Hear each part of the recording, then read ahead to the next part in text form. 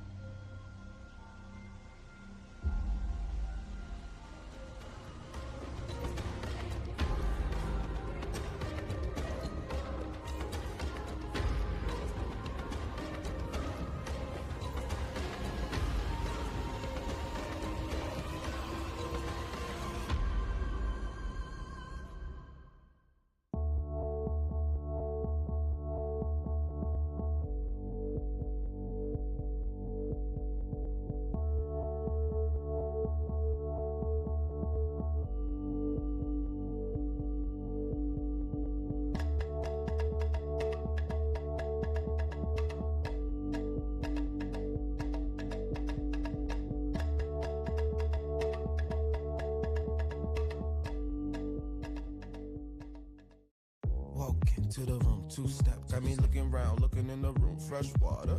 One glass, two glass, one thick, one skinny, one tall, but that mini is rising. Baby, there's no surprising. If you keep it open, you know I'm fitting and diving. Silence, silence, might drown on my way down, might drown. That's fine, I'm a lifeguard. Baby, call me a lifeline. Se me quedo con tu Walk into the room, two-step, got me looking round, looking in the room, fresh water. Walk into the room, two-step, got me looking round, looking in the room, fresh water. As a proud sponsor of this year's Nibbies, Sounded.com believe every writer should be able to give their words a voice. The creation of an audiobook should not be an unobtainable dream. It should be something that everyone can afford and have access to. Visit Sounded.com and realize your dream of creating an audiobook that you can edit in real time, by chapter, paragraph, even by word. We also have over 800 different voices and more than 60 different languages. Sounded.com, your words, our voices.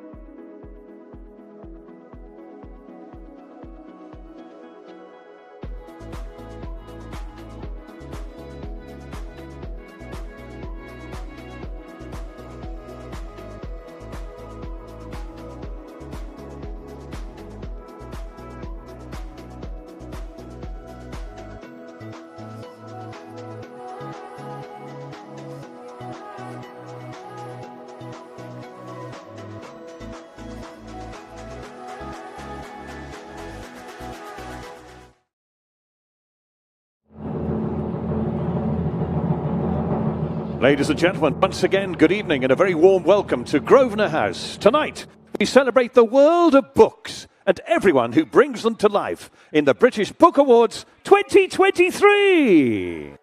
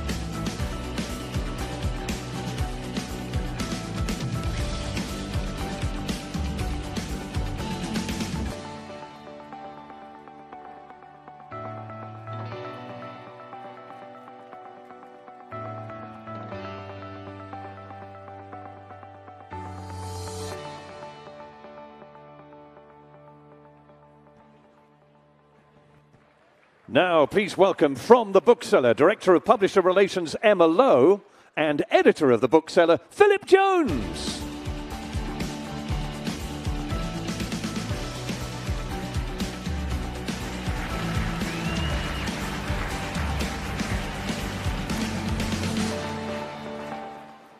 Good evening, and thank you. Welcome to the British Book Awards 2023. It still feels...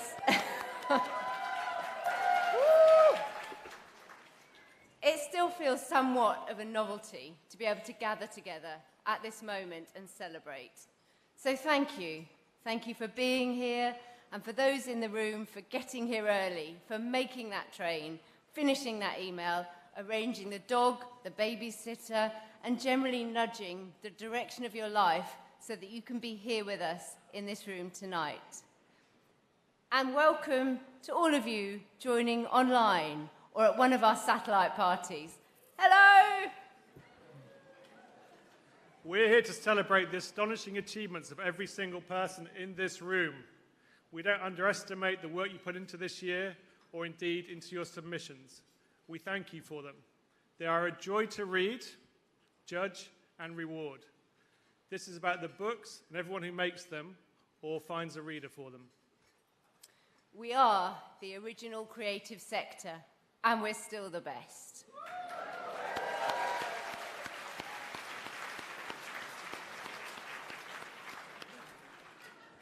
But before we go any further, we would like to recognise all of those on our shortlists, because tonight is about you. Make no mistake, being on a Nibbies shortlist is already a hugely significant achievement.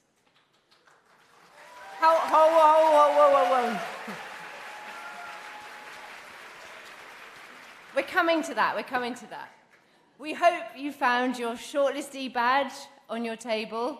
You had your picture taken with the I'm a shortlistee board for posterity. And at the after party, we'll have a special area where you can order your drinks faster than anyone else. And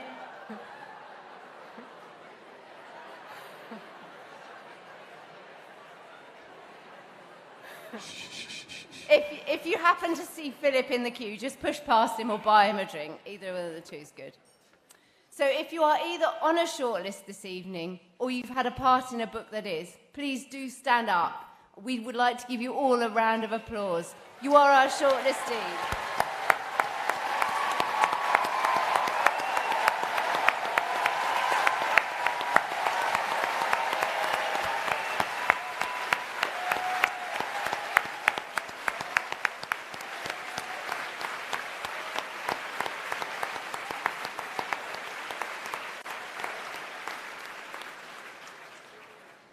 This isn't, of course, the only time of the year when books are celebrated. No, not at all.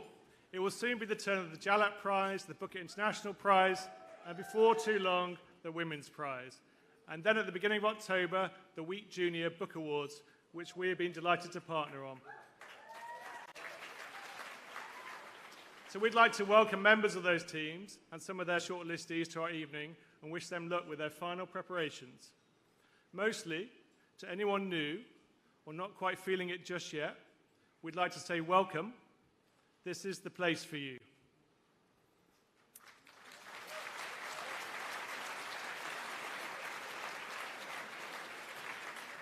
And whilst we're on thank yous, I do want to thank those who have sponsored and partnered with us this year. And this isn't just a token thank you. We absolutely rely on your support to be able to run an evening like this. Thank you too to our BSL interpreters, to Jenny and to Lawrence for interpreting this evening for us.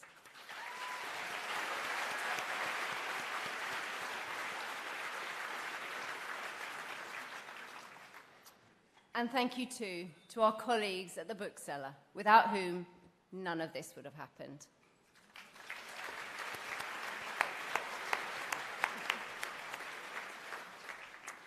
So we thought long and hard after last year's ceremony about what we could do differently, change up or change down. However, in the end, we opted for a simpler approach. And in the words of the late, great, legendary Peter Usborne, we decided we would just do it better. And now, without further from us, our very best Nibbies welcome to one of our faves. It's Lauren Laverne. Hi guys, hi Philip, thank you. Hello, thank you so much. Thank you both. Hello everyone, how are we? Yes! Good evening, what a bloody thrill it is to be here on what is, and I cannot overemphasize this, a Monday ruddy night. Here you all are, looking absolutely flippin' sensational, ready to party? Yes! I know from my decades-long experience in the hostelries of Soho that those who are prepared to get dressed up and go out on a Monday night are absolutely hardcore. So we know what we've got on our hands tonight. I understand this room. Don't you think I don't, sir? got your number. I sense mischief, I sense hijinks, perhaps even a few members of the straight through crew. Bookseller table, where are you? Yeah.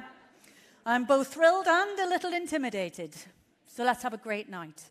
It's such a delight to be back with you for this celebration of the entire literary ecosystem. It's a chance, obviously, to look back over the last 12 months, to applaud the brilliant people who are taking us forward as well, writing the story of this fantastic industry page by page. And it's great to be back at the Nibbies for me, celebrating a year when UK book sales have totaled £2.5 billion. Wow. That is an impressive figure. Maybe even more so. It's worth remembering that just 2.25 of those billions were down to Richard Osman. That last $250 million, guys, that's all you. So well done. Big hand. Give yourselves a big hand. Figures have been very strong this year. The Publishers Association reported a record-breaking year, and of course, things continue to grow, to evolve. Technology is reshaping our notion of what books are, what reading is. Audiobook sales, they're still growing very strongly, and that means new readers, exactly, in new places. And I mean, if you actually stop and think about it, it's totally miraculous. There's nothing quite like the author's voice in your ear, sometimes literally. I mean, if you told me 20 years ago that I would hear Prince Harry personally relaying his struggles with a frostbitten penis during an ordinary journey to work on the Northern Line, I would have been very confused about what fate had in store for both of us. And yet, this is now the reality that we inhabit. And I can attest that it really does lift an otherwise jejune journey to work. So well done, everyone. Cracking read. Thumbs up technology. Some of the big conversations this year have, of course, been about tech, including AI. Some say ChatGPT will never equal human intelligence. They believe that no machine could match the eloquent prose and emotional insight of real writers like Donald Trump or Paris Hilton. But I believe that anything's possible. Maybe the first AI bestseller is on its way. And while we often fear these advances as much as we welcome them, they are often fantastic news. We've already seen how BookTok has reshaped the market, haven't we? Any BookTokers in tonight? They're upstairs, dancing. Get to your tables, guys. Dinner's about to be served. So the BookTokers accounted for almost 90 million sales in 2022, and the Kids Reading Report actually showed that the number of books read by kids increased by almost a quarter, largely thanks to social media trends, and that continues to stimulate interest in reading for young people, which is just fantastic. Great news for authors like Colleen Hoover, R.K. Kwang, and Adam Silvera. Not so good for the fiction silverbacks who are attempting to adapt to this environment and the relentless demands of technology. Jumping on a viral dance craze could be an obligatory part of their PR strategy going forward. Good luck, Will Self, I guess. Publisher revisions were also in the news this year. Never has what is written and published been under so much scrutiny in the name of both progressive and conservative values. In the UK, there was a huge debate about Roald Dahl's canon. In the US, 27 states have introduced bills to restrict access to books in schools and libraries, and 5 have already been enacted. Meanwhile, in Illinois, they decided to tackle the issue head-on, and they became the first state to ban book bans.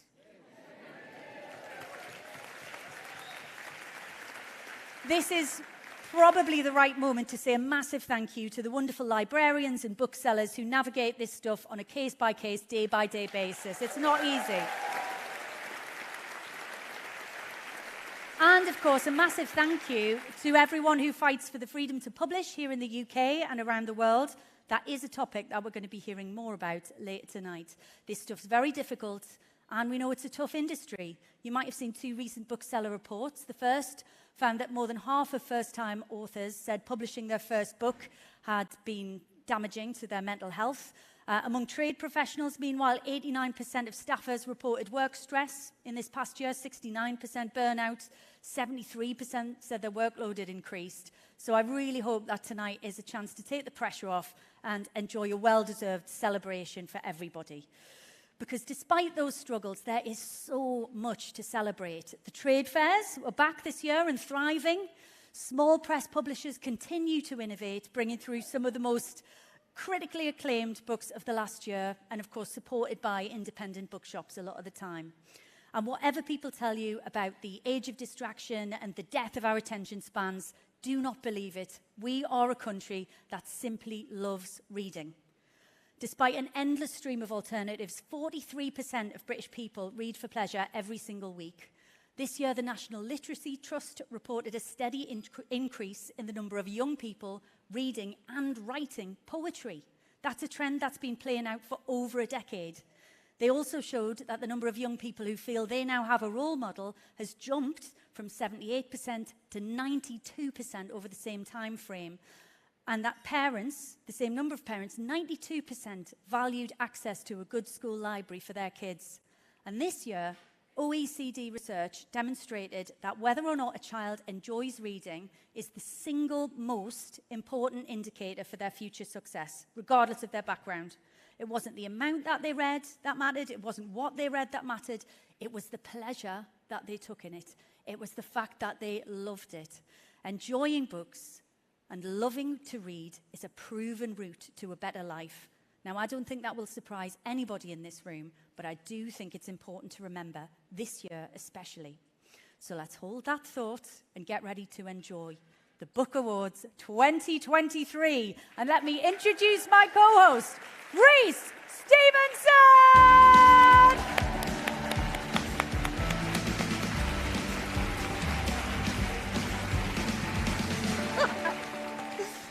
Hello, you. Hello, Hello, you. Good to I see love you. that.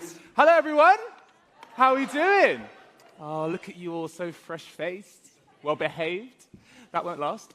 It really won't. Such an honor to be here to host this with you again. I've missed you. I know. It was only 5 minutes ago. We were I know back, it was, yeah, but like I have abandonment issues. So like when you went, I was like, come back. I'm only here. You're Don't here worry. now. But let's get on with tonight's awards, shall we? And these will come in two parts. So we're going to start with the 4 Book Trade Awards and then move on to reveal our Book of the Year winners. Oh, yes. So it's time to reveal the first of tonight's winners. And we start with the award for Small Press of the Year, sponsored by Europe's biggest multi-channel marketing services provider with expert advice and project management, CPI Books. All 10 shortlisted businesses. Oh, right. Yeah, go on, do it. That, why not? Go on. I would. I will never stop an applause. Go on now. Now, all 10 shortlisted businesses have emerged from a field of 50 in the regional and country awards, and each highlights the depth and breadth of the sector. And with tonight's first shortlist, here's the voice of the Nibbies. It's Alan Dedicote. Hello, Alan, my old friend. Good evening, Rhys and Lauren. And these are the small press contenders. Blue Moose Books, Boldwood Books, David Fickling Books, Firefly Press, Fitzcarraldo Editions, Little Toller Books, New Island Books, Scottish Mountaineering Press, SRL Publishing, and Sweet Cherry Publishing. Now, from that impressive shortlist, there can only be one winner claiming the award for Small Press of the Year. It's Boldwood Books! Please welcome CEO and founder Amanda Ridout. And bold is the word, according to the judges. Boldwood has broken the traditional publishing mold and is now on a bit of a roll. They're innovative, creative, nimble, and enthusiastic. The exceptional growth in revenue in 2022 proves this is a winning formula.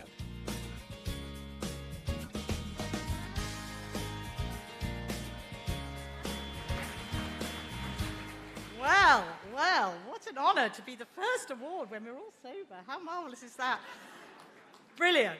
Well, thank you so much for this, the first Boldwood Nibbie, really exciting. I didn't really have Boldwood down as a small press, more as a young disruptor. That's the company, not me, obviously. But it's absolutely wonderful to have our progress so far recognised. As many of you may know, we're only actually a toddler. We're 3 3/4 years old in publishing terms. And in that time, we've had some great successes, which is fantastic. But most importantly, we've built a really solid business on our model, which is multi-format and global. And it's really, really exciting to see it working so well. And of course, we couldn't have done it at all without lots of people to thank. So very quickly, I first want to thank our wonderful, wonderful team, simply the best. We've got 15 of us all over the country, 5 of us here, woo! And they have worked so hard, they've been so dedicated, and they are completely, completely brilliant. Second of all, our wonderful authors. We now have 120. I don't know the common noun for authors, but we have them. And they're brilliant and wonderful, and they, of course, have brought us lots of best-selling books, which is fabulous. But most important of all, they are the most supportive community of writers I have ever worked with in my very, very long career in publishing. They are supportive of each other. They are a network of wonderful, wonderful support to us and to all the other authors. It's really, really special. And last and not least, all of you guys, a lot of you I've known and have known and still know, and we couldn't have done it without many of you in the industry who supported us from the beginning, put up with our ridiculous requests for different models and things, and helped us on our way. So thank you so, so much. So here's to all small, independent, wonderful, young, growing publishers. Go boldly. Tonight's award then for Small Press of the Year to Boldwood Books, and thanks to CPI Books. And that also means Boldwood are now in the running for Independent Publisher of the Year. Go boldly, I like that. Yeah. That like something out of Star Trek. Young Go boldly, disruptors. let's go. Next, it's the Trade Award for the Independent Bookshop of the Year, sponsored by Gardeners, Europe's leading wholesaler of books and entertainment products for over 30 years. Now, this is the 14th year of Gardeners' sponsorship of this award, and we thank them for it. So on a star-studded shortlist here, 9 superb booksellers, a blend of seasoned retailers and newcomers, and they are all worthy champions in their own right, but compete for the overall prize to be crowned the best indie in the British Isles. And these are the contenders. The Edinburgh Bookshop, Forum Books, Griffin Books, Halfway Up the Stairs, Mostly Books, Niche Comics Bookshop, Nomad Books, The Rabbit Hole, and Storysmith. So, it's time to reveal that winner. And the Independent Bookshop of the Year is Griffin Books. Please welcome owner Mel Griffin. This Penarth indie has a large profile and sales that belie its small space. The team here tick all the boxes of good independent bookselling with deep community knowledge, smart stock curation, enticing window displays, and personal service that goes that extra mile. A little haven of gloriousness is how one customer describes this shop.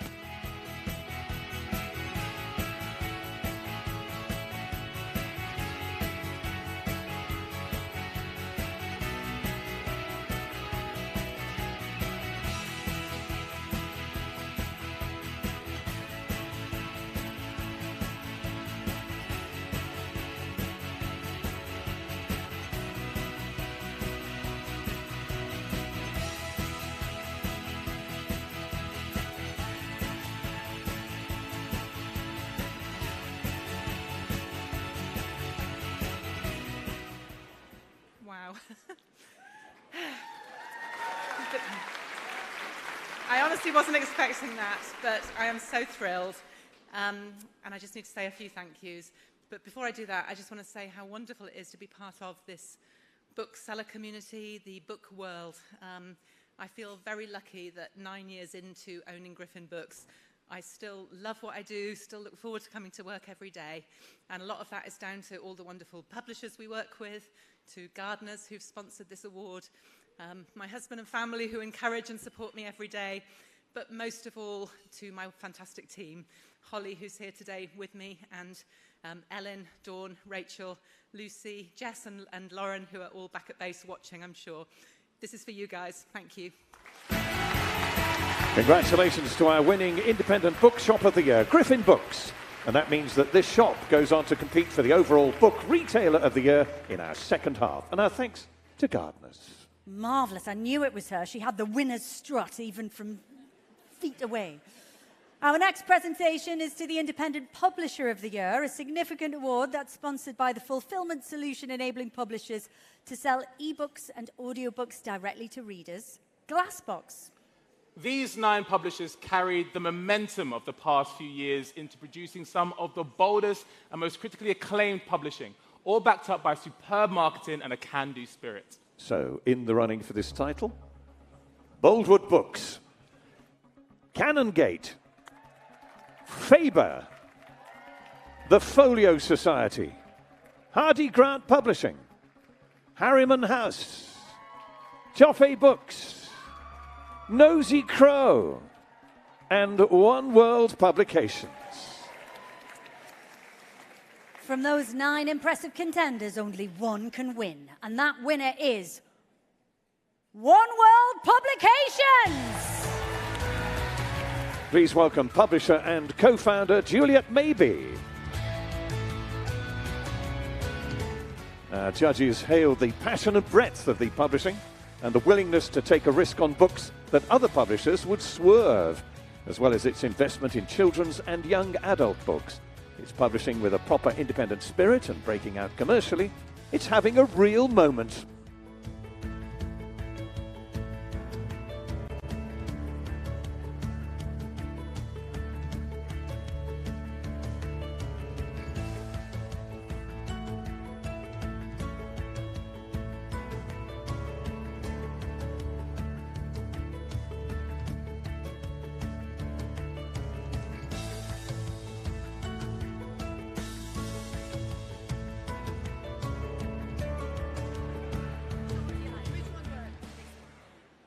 Sorry, I really didn't think we were going to win, and I didn't even look at the list. So I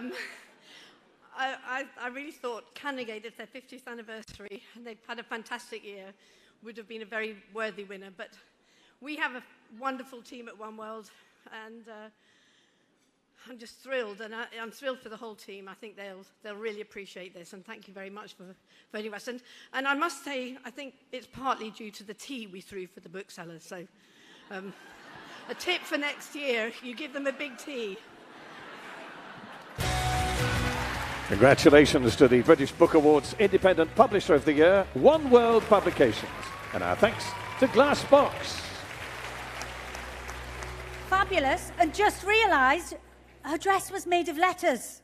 All sewn together, how clever. Oh, that's trying to cool. read her dress. Amazing. I was too busy just thinking about the fact of, I love how every time we say, would you like to say something, everyone makes the same face. Okay. All right, if I have to. I'm not prepared. I'm not prepared.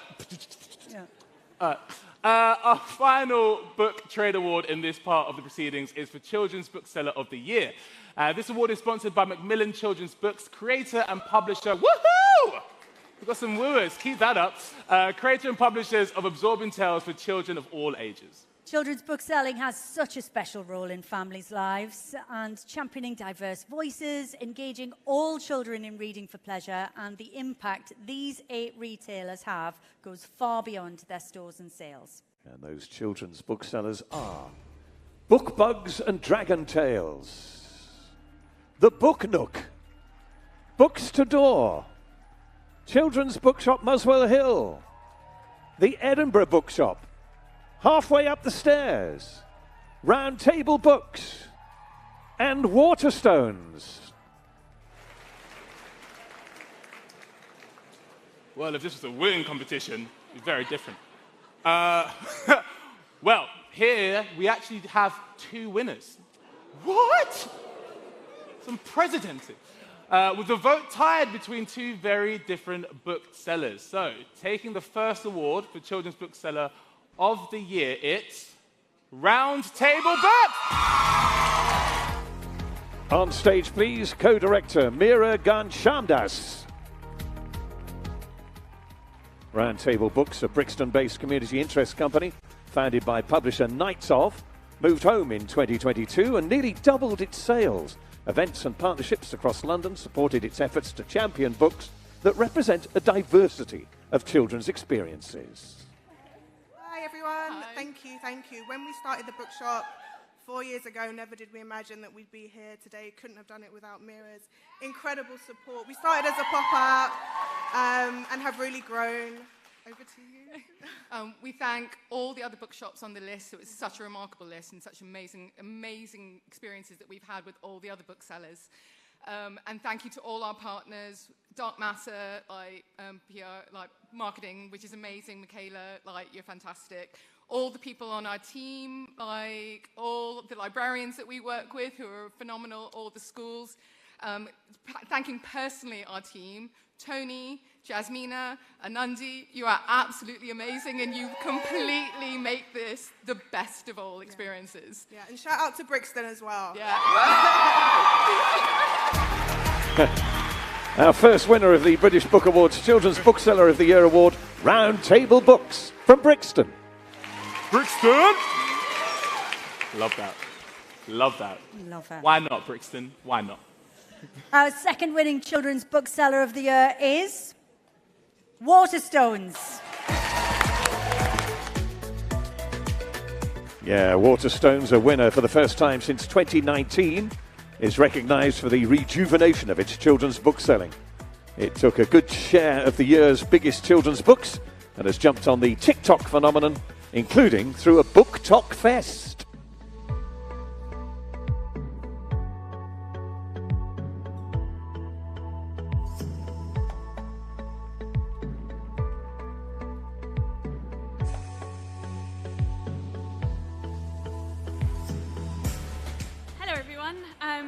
Goodness, for a start, I think we couldn't have been more honoured to be joint award winners with the team, with Amy and everyone at Roundtable Books. They are truly incredible. Congratulations to all our booksellers and teams across the shops, offices and beyond who made the last year so incredible. Every one of you thoroughly deserves this. Thank you to the publishers, the authors, the illustrators, the agents, everyone in this room who come together and make such excellent and exciting partners. Like unicorns, people who work in children's books are unique, pretty kind, we can be occasionally ferocious, and absolutely deserve to be treasured. Working just one day in children's books can change your life, and those of the lives around you who you will choose to share books with as well. Children's books are the joyful heart of this industry, and congratulations to every Waterstones bookseller who truly earned this. Thank you. Also a winner then of the British Book Awards Children's Bookseller of the Year Award, Waterstones. And thanks to Macmillan Children's Books. And of course that also means that both Round Table Books and Waterstones are now in contention for the Book Retailer of the Year in part 2 of tonight's presentations. I mean, I know it's early, but I'm loving the energy here already. I mean, I feel like I'm in like a kind of Baptist church. People just whooping. I feel like I just need someone to be like, take your time. Take your time, Pastor. But don't, it's a 30-second limit. But don't, because we have to be done by 30 seconds on speech, thereabouts. She's right. Look, we come now to the first of our Book of the Year awards, and we start with the award for the Author of the Year, sponsored by Montegrappa, the finest Italian manufacturer of superior writing instruments, and our winning author will receive one of their personalized, beautiful pens. Ooh. To announce the winner of this prestigious award, please welcome to the stage one of this year's Nibbies judges. She's president of the Booksellers Association and bookseller extraordinaire at Village Books in Dulwich. It's Hazel Broadfoot. Welcome, Hazel. Welcome. Hello. I'm so pleased to be asked to present the award to the Author of the Year. The winning author has written a book that resonated with both readers and booksellers. For booksellers, it's a rare beast, a best-selling novel that continued to sell strongly in hardback for a full year after after publication, right up until the day the paperback was published. For readers, it's a book so loved that once they'd read it, they returned to buy multiple copies to give to friends. It enjoyed a huge word-of-mouth success. I congratulate the publisher. I especially congratulate the publicist for an inspired campaign. But most of all, I congratulate the writer. If I weren't already standing, I would now be on my feet to cheer. the author of the year for the brilliant and best-selling Lessons in Chemistry is Bonnie Garmus.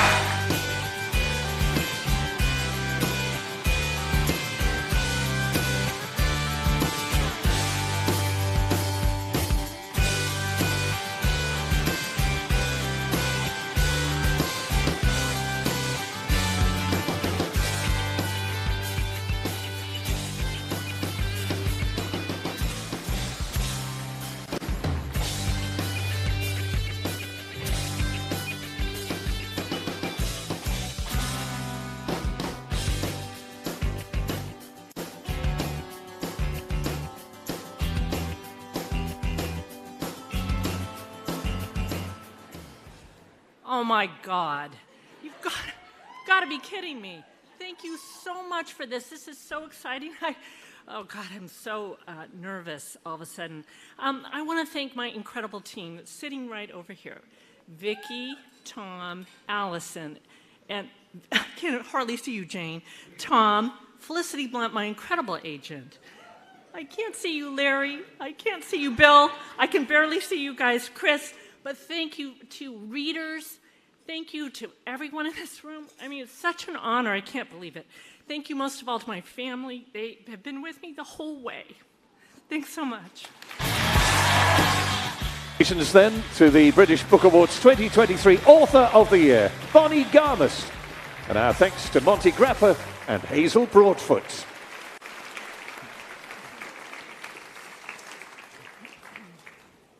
Next, it's the Page Turner Book of the Year, supported by TikTok. You know the one, the dances and stuff, and other really cool stuff as well. The leading destination, oh, here it is, for short-form mobile video. Fancy. And joining us for this next presentation, please put your hands together and slap them hard for one of the UK's best-loved presenters and journalists. It's Queen Lorraine Kelly! You are not worthy.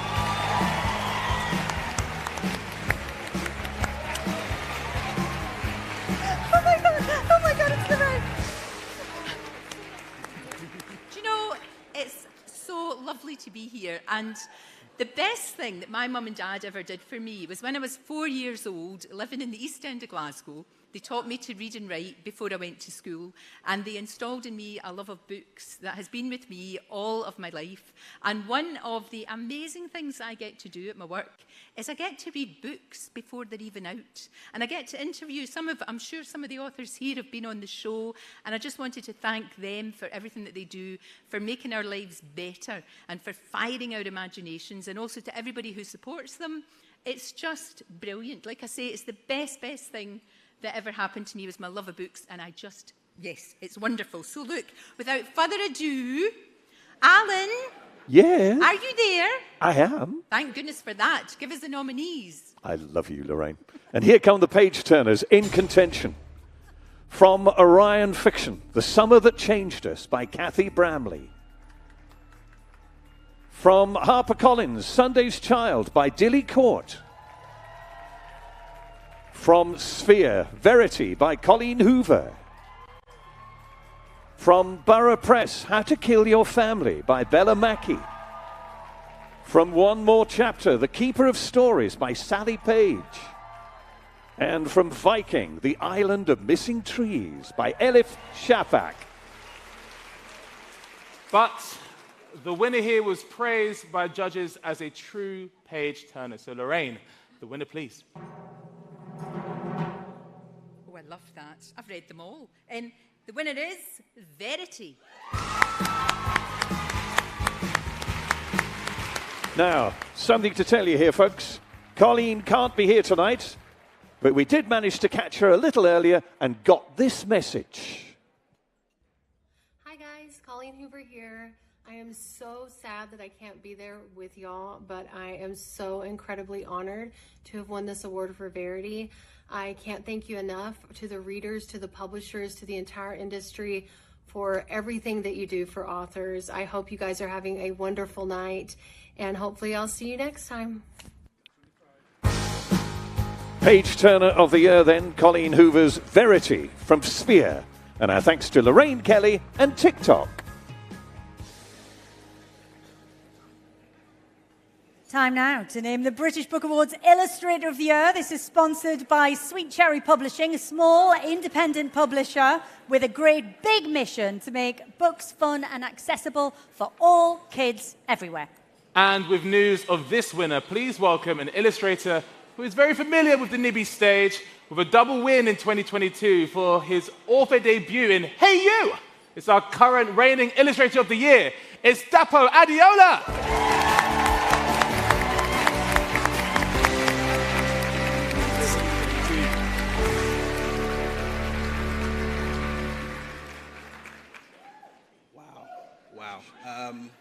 Hi. Hey, everyone. Before I get stuck into this, I want to say a personal congratulations to the family at Roundtable Books for their recent win. Yeah, you guys did it, man. So proud of you. Right, so I'm just going to jump straight into this. Hold on. Right, so the British Book Awards Illustrator of the Year has already been named the 151st on the booksellers list of the month of the most influential people in UK publishing. It's de facto Person of the Year in 2022. This illustrator has been described as Britain's first truly global breakout children's superstar in 2 decades. This illustrator's work has been a best-selling children's book in 11 different markets. This is also despite no formal art training, just a real desire for better queer representation, and in particular in graphic novels. Thanks to this winner, the illustrated form broke new ground in the YA fiction market, and ever since, this LGBTQ+ love story has been at the cutting edge of the UK's mass market success in graphic novels. I'm pretty sure you guys have figured out who this is by now. There was also the hugely successful Netflix series of Heartstopper and an Emmy for outstanding writing. These are just some of the reasons why Alice Osman is the British Book Awards Illustrator of the Year 2023.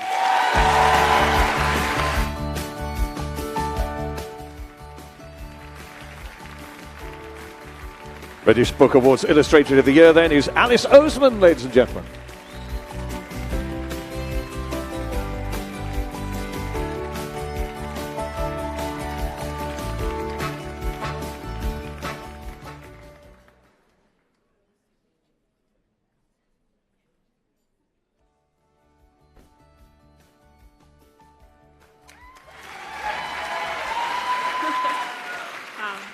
Thank you so much. This is mad. Heartstopper has just had the most incredible couple of years. I really just can't believe that I get to wake up every day and make this thing that I am so passionate about and I care so much about. I mainly want to thank my incredible agent, Claire Wilson. I love her so much. She's been my agent for a decade. I truly wouldn't be here without her. I also want to thank the incredible team at Hachette, my editor Rachel Wade, my publicist Emily Thomas. Everyone I've worked at there has supported Heartstopper from day one. And I lastly want to thank the fans of Heartstopper. I think Heartstopper has just such an amazing fandom, and I really wouldn't be here without their passionate support. The success of Heartstopper just goes to show, I think, what happens when you take a risk on something that people just love. And when I tried to get it published initially, I was told there was no interest. There wasn't any books like this. No one was going to be interested in publishing this. But I guess now look at what Heartstopper's become. So thank you. Congratulations then to Alice Osman, and thanks to Sweet Cherry Publishing and Dapo Adiola.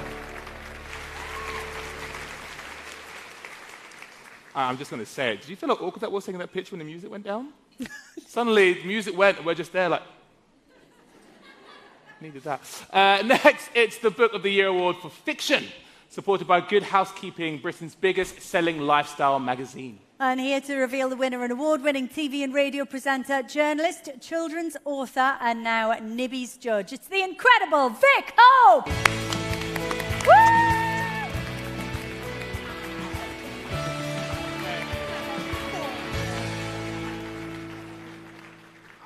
Makes my heart so full to be in this room full of people with so much love and respect for one another and for books. And judging Book of the Year for fiction was so difficult because these novels are all so different, but it was such a joy and a privilege to get to walk in the shoes of so many different characters and to be utterly transported to so many different worlds. Exactly, that's how I felt.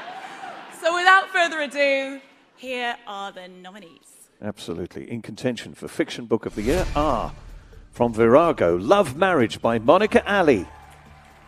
From Mantle, Stone Blind by Natalie Haynes. From Harper Voyager, Babel by R.F. Kuang. From Hodder and Stoughton, Fairy Tale by Stephen King. From Tinder Press, The Marriage Portrait by Maggie O'Farrell. And from Picador, Young Mungo by Douglas Stewart. Oh, yeah. So I was just staring at the pictures there. But from those, our panel praised one of the most original books of the year with a campaign to match. So, who's taking the Fiction Book of the Year trophy, Vic? It's Babel.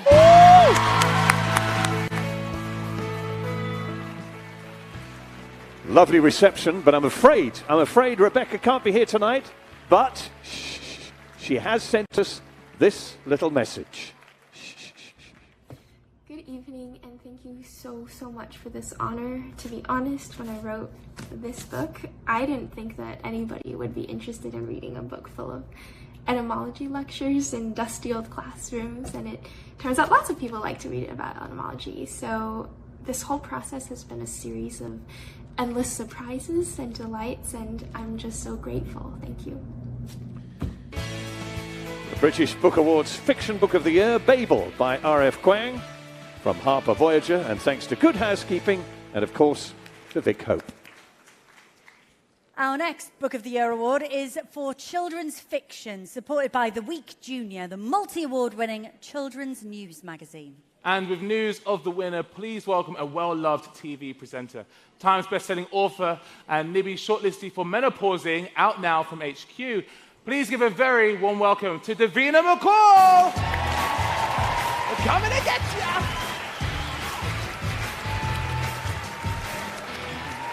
Hello. Beautiful. Can I just say, huge congrats to Reese and Lauren. You guys make it look so easy. Amazing. You're doing a great job.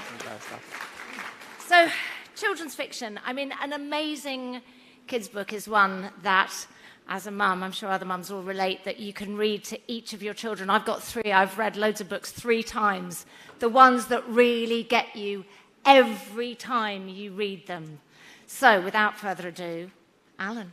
Thank you, Davina. On the children's fiction shortlist, from Puffin, Diary of a Wimpy Kid, Diaper Overload by Jeff Kinney. From Simon & Schuster Children's Books, Onyeka and the Academy of the Sun by Tola Ukogu. From David Fickling Books, Tiger by S.F. Said, illustrated by Dave McKean.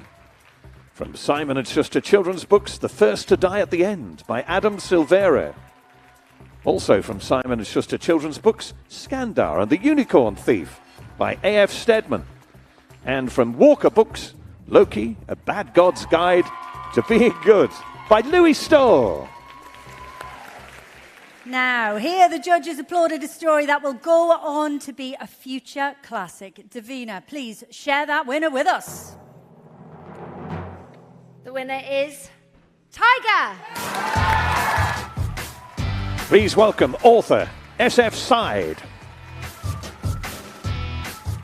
This Blakean adventure was 9 years in the making, with publisher David Fickling Books determined not to rush the book to market until it was fully ready. Well, this patience paid off. Tiger is the indie publisher's second best-selling fiction hardback ever, and is now in its 5th reprint.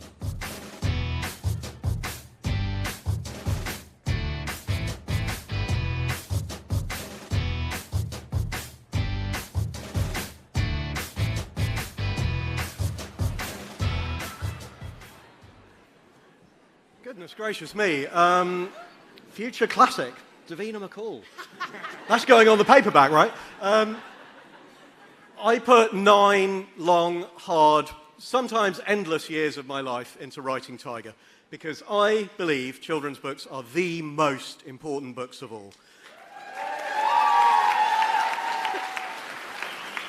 Thank you. They are life-changing, as Lauren said. If a kid reads for pleasure, that's going to have a bigger impact on their life than how rich their parents are. Isn't that incredible? So I believe, like everybody in children's books, these are the books that change lives. And however long it takes, we should do everything we possibly can to make them the very, very best that they can be. That's what I did. I was incredibly lucky to be supported all along by amazing agents, the Catchpoles, my extraordinary illustrator, Dave McKean. I don't know, there should be a picture of Dave's art up there, not my face. Above all, David Fickling Books, everyone at David Fickling Books, those people.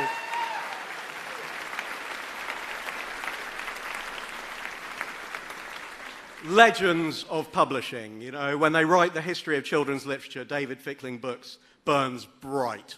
So thank you to the British Book Awards, to the judges, to all the incredible librarians and booksellers who have got behind Tiger. The book is a love letter to libraries and bookshops. There are heroic librarians and booksellers in the book. So at a time when children's literature has never been stronger, this really is a golden age for children's books. I really had no sense Tiger was going to win this. Every other book on that list is amazing. Read some children's books. Thank you very much.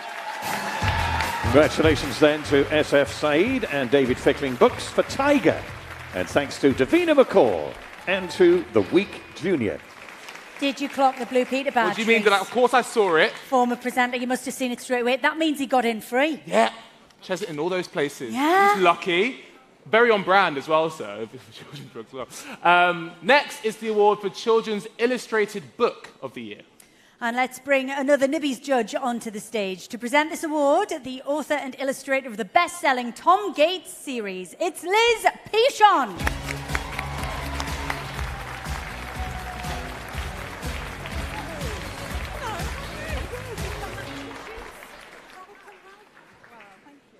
Channeling my inner White Lotus today. So everything that just was said, I absolutely agree with. Thank you to the bookseller for inviting me to be part of this evening. I am absolutely thrilled to be presenting Children's Illustrated Book of the Year. Hooray! Great stories with amazing illustrations that tell their own stories get children reading for pleasure, which is so important. So congratulations to all the shortlisted authors and illustrators. You are all amazing. I would say that. So let's see all the nominations. Thank you, Liz. And on the shortlist, from Alison Green Books, The Baddies by Julia Donaldson and illustrated by Axel Scheffler. From Macmillan Children's Books, What the Ladybird Heard at Christmas, also by Julia Donaldson, illustrated by Lydia Monks. From Simon & Schuster Children's Books, Super Tato presents Jack and the Beanstalk by Sue Hendra and Paul Linnett. From Hodder Children's Books, The Heartstopper Yearbook by Alice Oseman. From David Fickling Books, Bunny vs. Monkey, Rise of the Maniacal Badger by Jamie Smart. And from Anderson Press, Grandad's Camper by Harry Woodgate. Well, from that impressive shortlist, the judges were drawn to the perfect fusion of imagery and storytelling. So Liz, the winner, please. So the winner is, it's so hard to choose, it's Grandad's Camper. It is, so please welcome author and illustrator Harry Woodgate. This gentle and heartwarming tale, a celebration of love in all its forms, was inspired by the lack of older LGBTQ+ characters in children's books and was awarded Best Illustrated Book at the Waterstones Children's Book Prize back in 2022. Harry Woodgate worked hard to promote this book and teamed up with National Literacy Trust to create KS1 resources for schools to use alongside the book.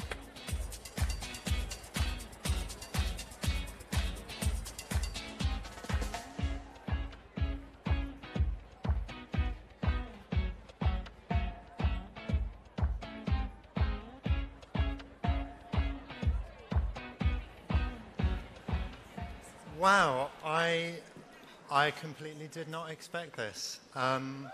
There were so many brilliant books on the shortlist that I completely I was like, no, it's not going to be me. But thank you so much, firstly, obviously, to everybody at Anderson Press.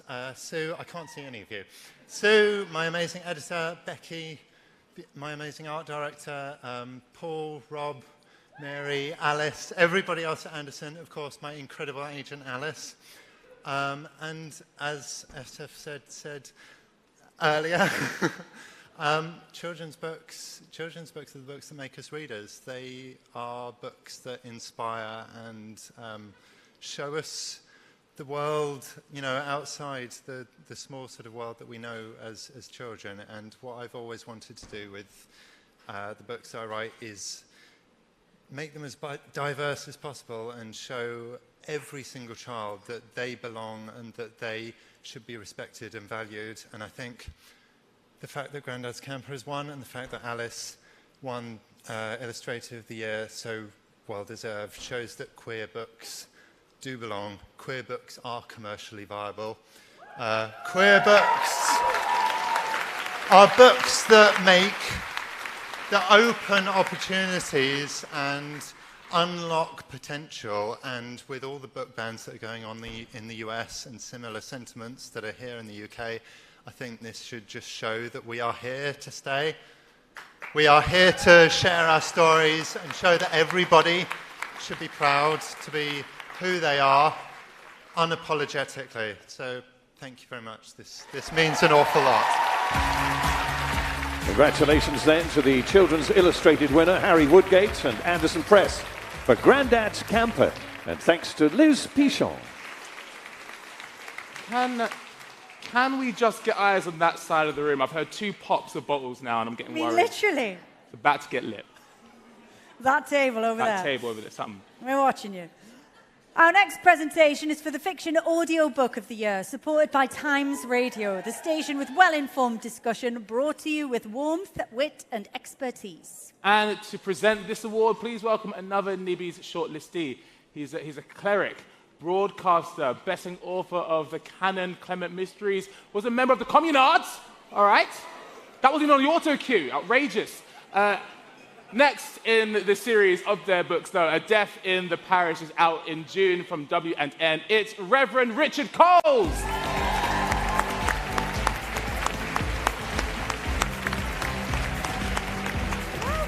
Hello, hello. Thank you. Hello. Lovely to be back in the great room. I'm usually a host at an awards ceremony. The last one was the Fresh Produce Association Awards. The Fruit Oscars, as they're known. First prize went to a sprout. I did the Poured Concrete Awards here. And the Contract Flooring Awards. But my favourite one, a few years ago, it's one of my first ones I did, the British Parking Awards, ladies and gentlemen. Parking Personality of the Year 2017, Richard III.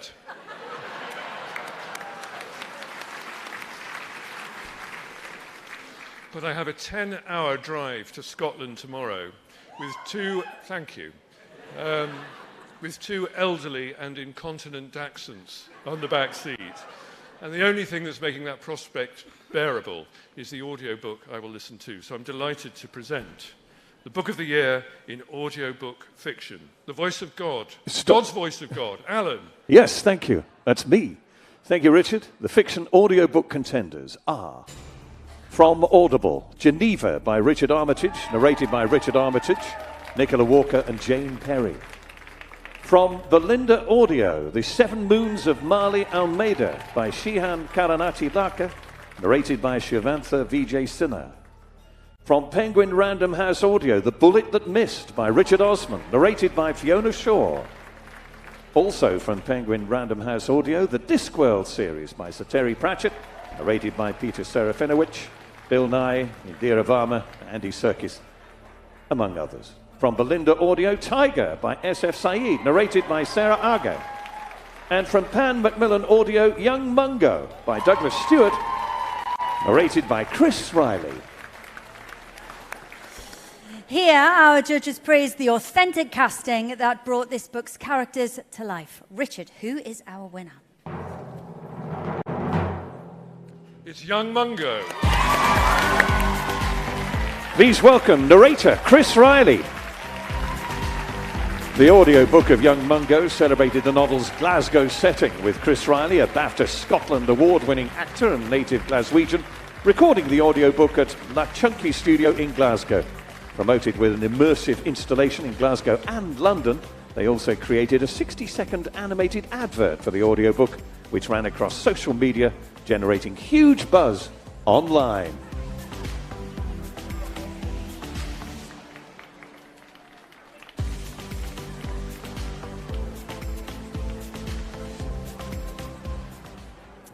Hello? Can you hear me? Can you understand me? I think what drew me to the book, Young Mungo, was the authenticity of the story from a place that I recognise, and the normalisation of a relationship that was just so beautiful and moving. I know Douglas would want to thank everyone at the table this evening. LaChunky are not here, but Jonathan Atkins, Mary Mount, Lara Barini, Emma Bravo, Maddie Hansen, Joe Moore, Rav Merchandani, Rebecca Lloyd, and I'm sorry if I've forgotten anyone else. And we all certainly want to thank Douglas. Thank you very much. Fiction audiobook of the year, Douglas Stewart's Young Mungo by Pan Macmillan. And thanks, of course, to the brilliant Richard Coles. Richard couldn't believe I knew what the communards were. I was like, I know my music, it's fine. Next, the Book of the Year award for children's non-fiction, also supported by The Week Junior. And to reveal this winner, a multi-award winning actor who loves getting into character. He's best known for his work in Line of Duty and Coming Down the Mountain. His memoir, A Life Worth Living, is out from Wildfire in July. Please welcome Tommy Jessup.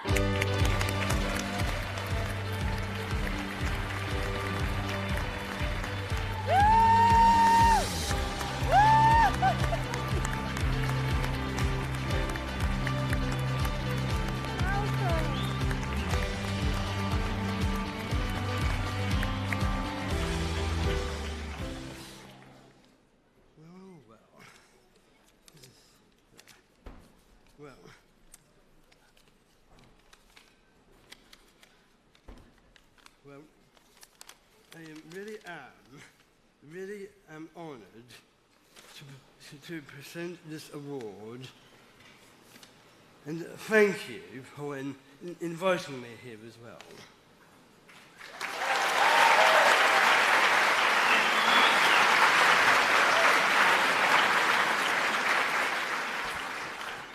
Well, writing can change the world. Yes. And I do know how much it takes to write a book. And I might have to congratulate every single person who is shortlisted for this award. And I do hope that my book will change the world.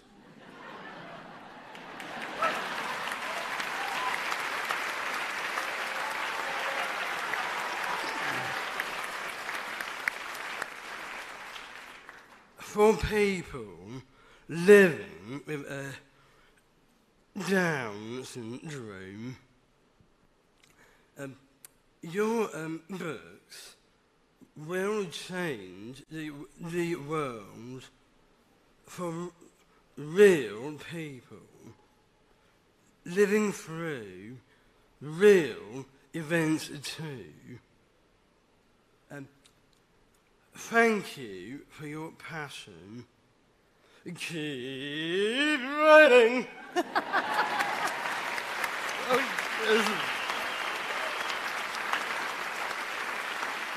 Brilliant. Thanks, Tommy. In contention for the Children's Non-Fiction Trophy are from Buster Books, Am I Made of Stardust? By Dr. Maggie Adarin-Pocock, illustrated by Chelan Esiha. From Wren and Rook, A Better Day by Dr. Alex George, illustrated by the boy Fitz Hammond. From Night of Girlhood Unfiltered by Ebenita Iyare and Milk Honeybees, illustrated by Shay Ashworth. From Macmillan Children's Books, You Can Do It, How to Find Your Voice and Make a Difference, with Marcus Rashford, with Carl Anker. From Francis Lincoln Children's Books, Little People, Big Dreams, Queen Elizabeth, by Maria Isabel Sanchez Vergara, illustrated by Melissa Lee Johnson. And from Bloomsbury Children's Books, You Don't Know What War Is, by Yeva Skalietska, illustrated by Olga Stonder and Anastasia Stefurak. Now, here there's a high commendation to You Don't Know What War Is, a book of its moments with a story that had to be told. So, a big congratulations to you.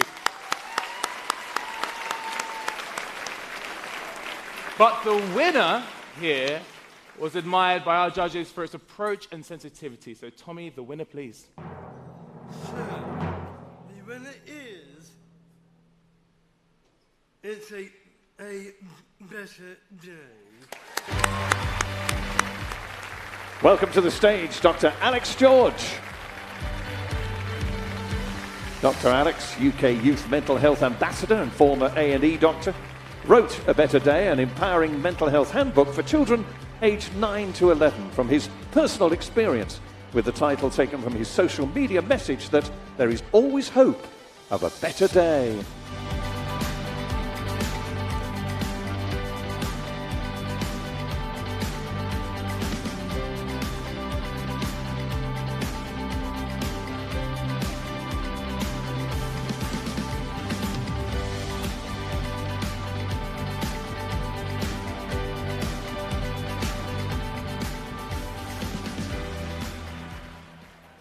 Wow, what a feeling, unbelievable. I just want to say a huge thank you to the whole team at Wren and Rook for giving me the voice, letting me speak about something I'm so passionate about. I want to say a very special thank you to my book agent, Carly Cook, who is a very dear friend of mine, has been with me through highs and lows.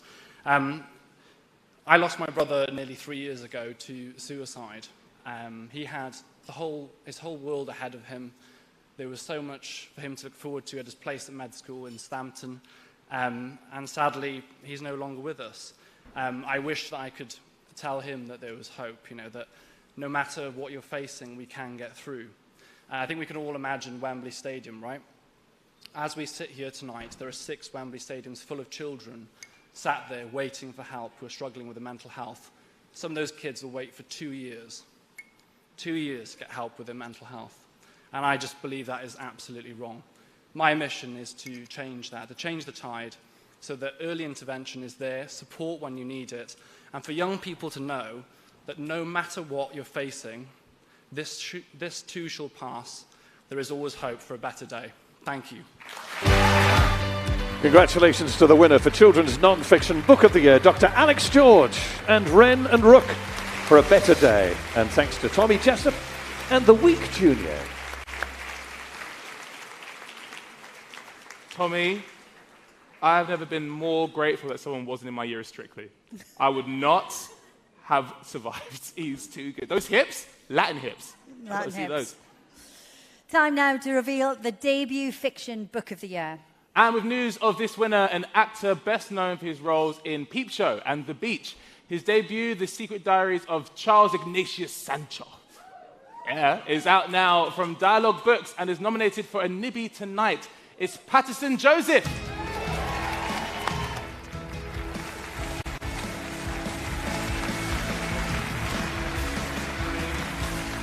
Thank you very much.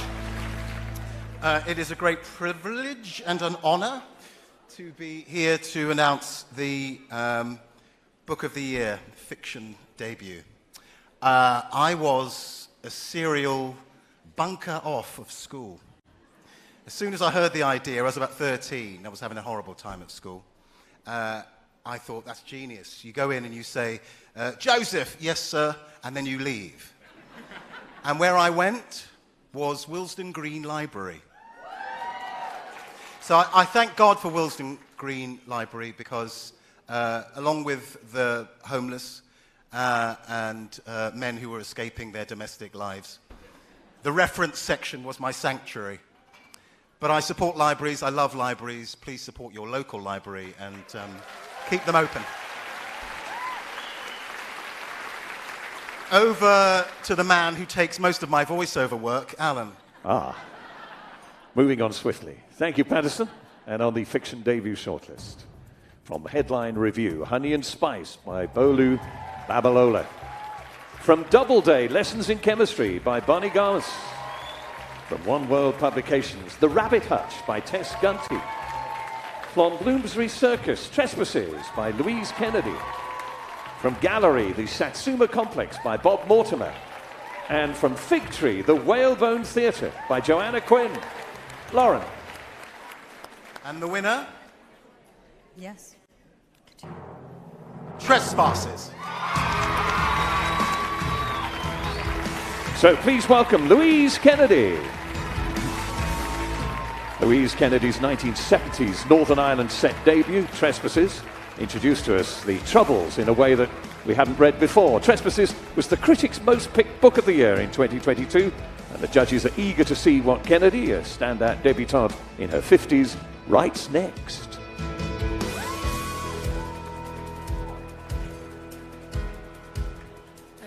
Okay, I haven't, sorry, I'm about to have a nervous breakdown. I wasn't expecting that at all. Just in the very unlikely event, about a year ago for a different award, I prepared a few words in my own language, so just bear with me for a minute.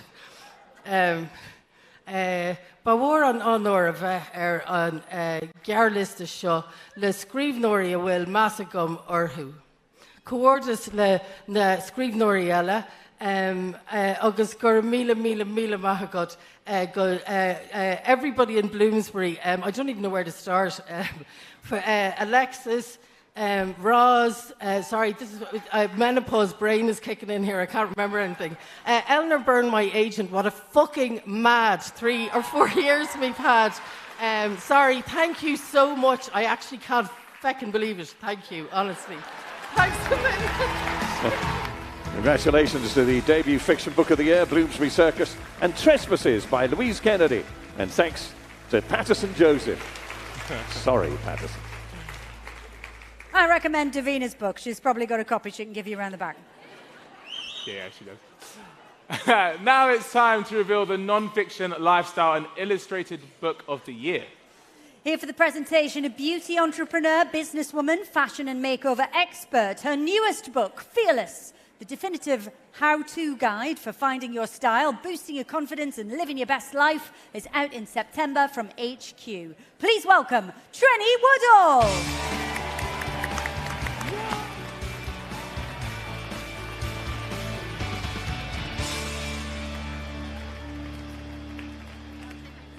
Before, but you kiss them anyway because everyone else has, and they look so gorgeous. Thank you for hosting so well. It's great to be here. This is a wonderful category. It's a category I was in 20 years ago in this room, and these are books, like all the books in the room, written with such a passion and a belief that that word needs to get out, and for the illustrators, that those beautiful illustrations need to be shown. I can't really follow the woman before because she was just fabulous. I mean, let's just get, that's the joy about evenings like this, because you don't get sort of the pre-prepared speeches, you get real life, and it's amazing. So, are we going to have the nominations? We are. Here come the 6 contenders for the trophy.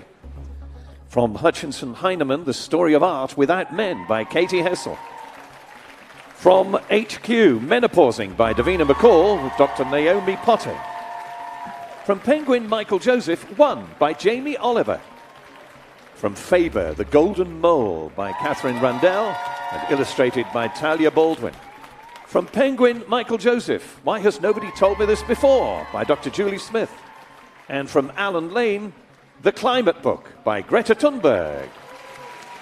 But from those The award goes to both a bestseller and a book described as an iconic piece of publishing. So Trini, the winner, please. And it's got to be Menopausing. Absolutely. Welcome, Davina McCall and Dr. Naomi Potter. This inclusive guide to the menopause spent 14 weeks in the Sunday Times top 10. Hit the top spot 3 times overall. Is now the best-selling menopause book ever. Menopausing stands at the vanguard of a movement campaigning to break taboos around women's health by talking about menopause in a really positive way.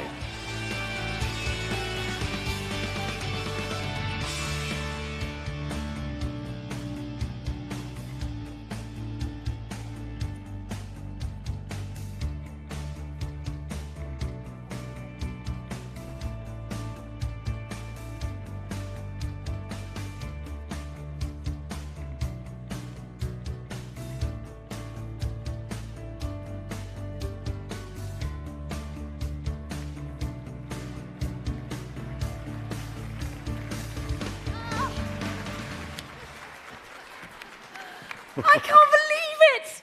Oh my God, can I just say, Dr. Julie, where are you? Really, all the nominees. Oh my God, you're so worthy. I feel like I'm going to have a heart attack. So Amanda Harris, who's my book agent, who's just the most amazing shining light.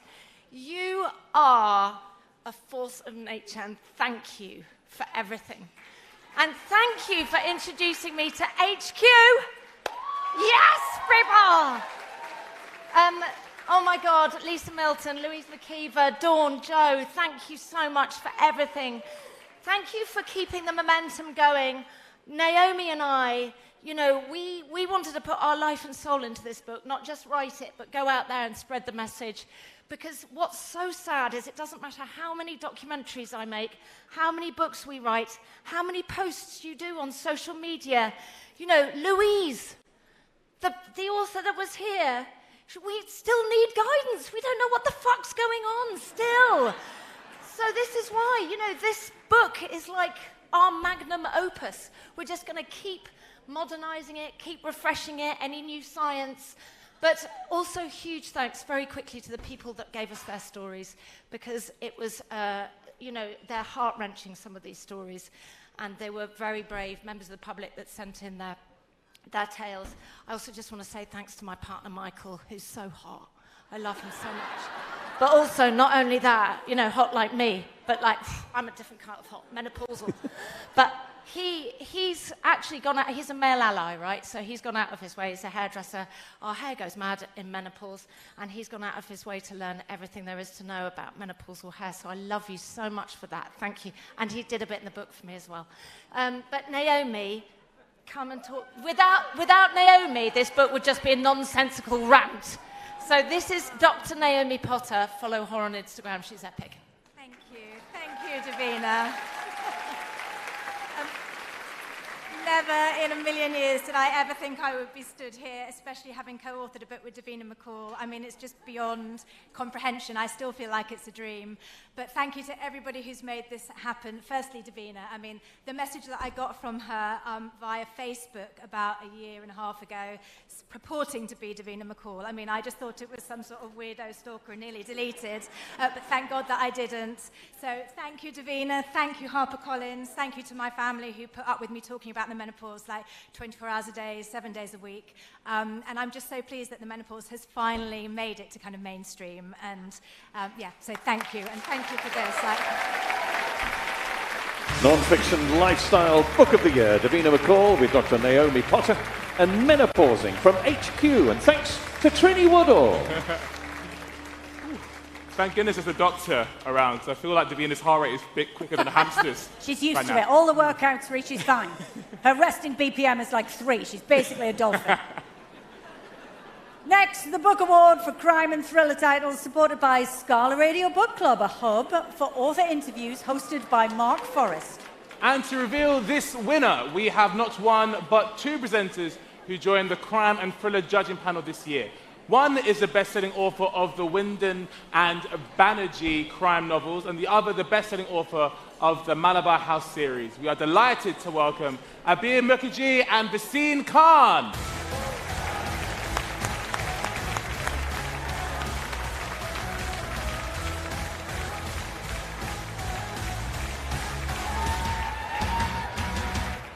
Settle down, settle down. Ladies and gents, it's an absolute honor to be here tonight. Look at us, Vaz. Who'd have thought we would be presenting at the Nibbies? You, the son of an immigrant banker. And you, the millionaire son of the Duke of Argyll. Now, the great British public love crime fiction, almost as much as they love Mel Gedrich's simulated butter churning at Eurovision. You know, if this was an episode of Midsummer Murders, everyone in this room would already be dead. Which wouldn't leave any nominees left to actually receive the award. Maybe we should just keep it. I think that's a good idea. Alas, they are still with us. Which to me just says they haven't figured out how to murder their fellow nominees and get away with it. Which is a bit like the Tory leadership contest. Let's take a look at this year's nominations for Crime and Thriller Book of the Year. Take it away, Alan. Abir and Vaseem, here we go. First up, from Weidenfeld and Nicholson, Murder Before Evensong by the Reverend Richard Coles. From HarperCollins, The Paris Apartment by Lucy Foley. From Viper Books, The Twyford Code by Janice Hallett. From Penguin, Michael Joseph, Wrong Place, Wrong Time by Gillian McAllister. From Viking, The Bullet That Missed by Richard Osman. And from Dark Skies Publishing, Bambara by L.J. Ross. I just have to lean in front. Our winner was praised as brave and bold by our judges, with one dubbing it Brainy Crime. Gentlemen, which takes the trophy, please? And the winner is The Twyford Code. So let's welcome Janice Hallett. Now, as I'm sure you know, second books can be tricky, but Hallett smashed expectations when The Twyford Code outsold her debut novel in hardback, audio and export. The striking cover included 33 clues within the fish's scales and eyes, and Viper's canny marketing positioned Hallett as the queen of cosy crime and capitalized on the love for her debut.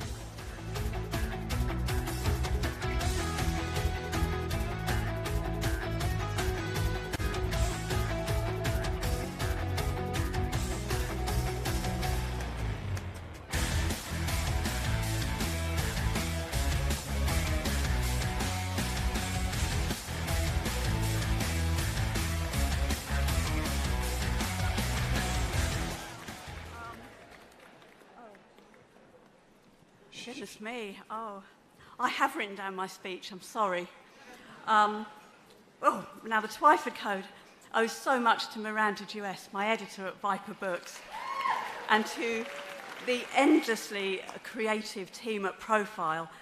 Thank you, Drew Jerrison and Flora Willis, who've been solid gold Twyford coders. Thanks will never be enough for my lovely agents, Gaia Banks and Lucy Fawcett at Shield Land Associates. Meanwhile, B. Carvalho and Gabby Lee at Waterstones have supported this book and all my others with consistent and invaluable enthusiasm.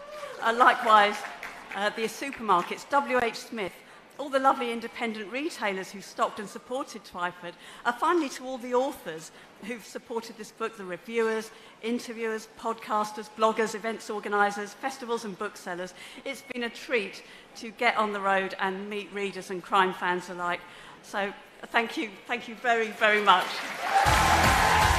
Crime and Thriller Book of the Year, The Twyford Code by Janice Hallett from Viper Books. And thanks to Scala Radio Book Club and Abir Mukherjee and Vaseem Khan. Next, it's the award for the Discover Book of the Year, supported by Magic Radio Book Club on Mellow Magic 105.4. Can help it. The place to be for all things literary. And to present this trophy, one of our Discover category judges, an RTS award-winning broadcaster and author with a TV career spanning nearly 20 years. Her debut novel, Baby Does a Runner, is out in July from Bonnet Zafra. And she also used to be my flatmate. It's Anita Rani!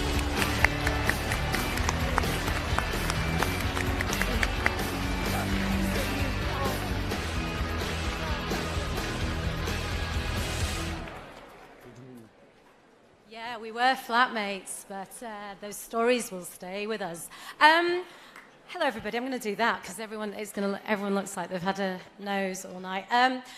It's such an honour to be in this room. I almost can't believe I'm here because I didn't grow up in a house full of books. My parents didn't read to me. They were too busy working their asses off.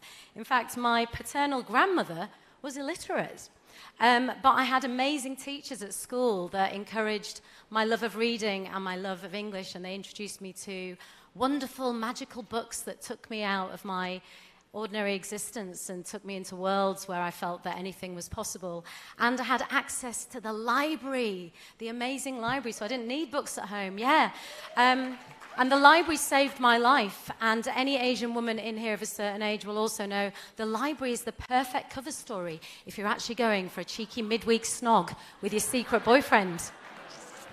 We all did it. We all did it. Anyway, I properly lucked out with this category because these books are fucking phenomenal.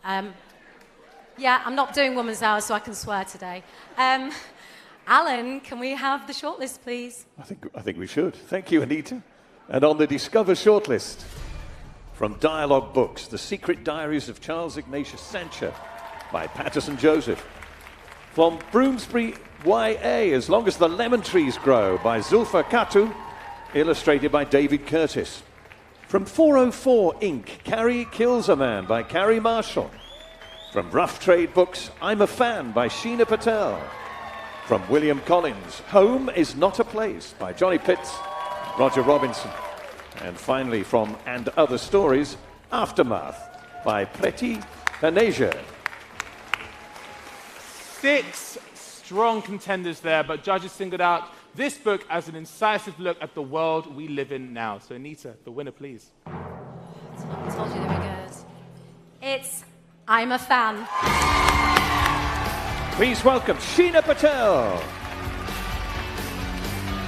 In the second year for this category, I'm a Fan was praised for its complex and compelling read. Rough Trade Books worked with her to create a grassroots success story when the book was acquired during lockdown. Well, the success of the book shows an independent publisher's innovation and collaboration.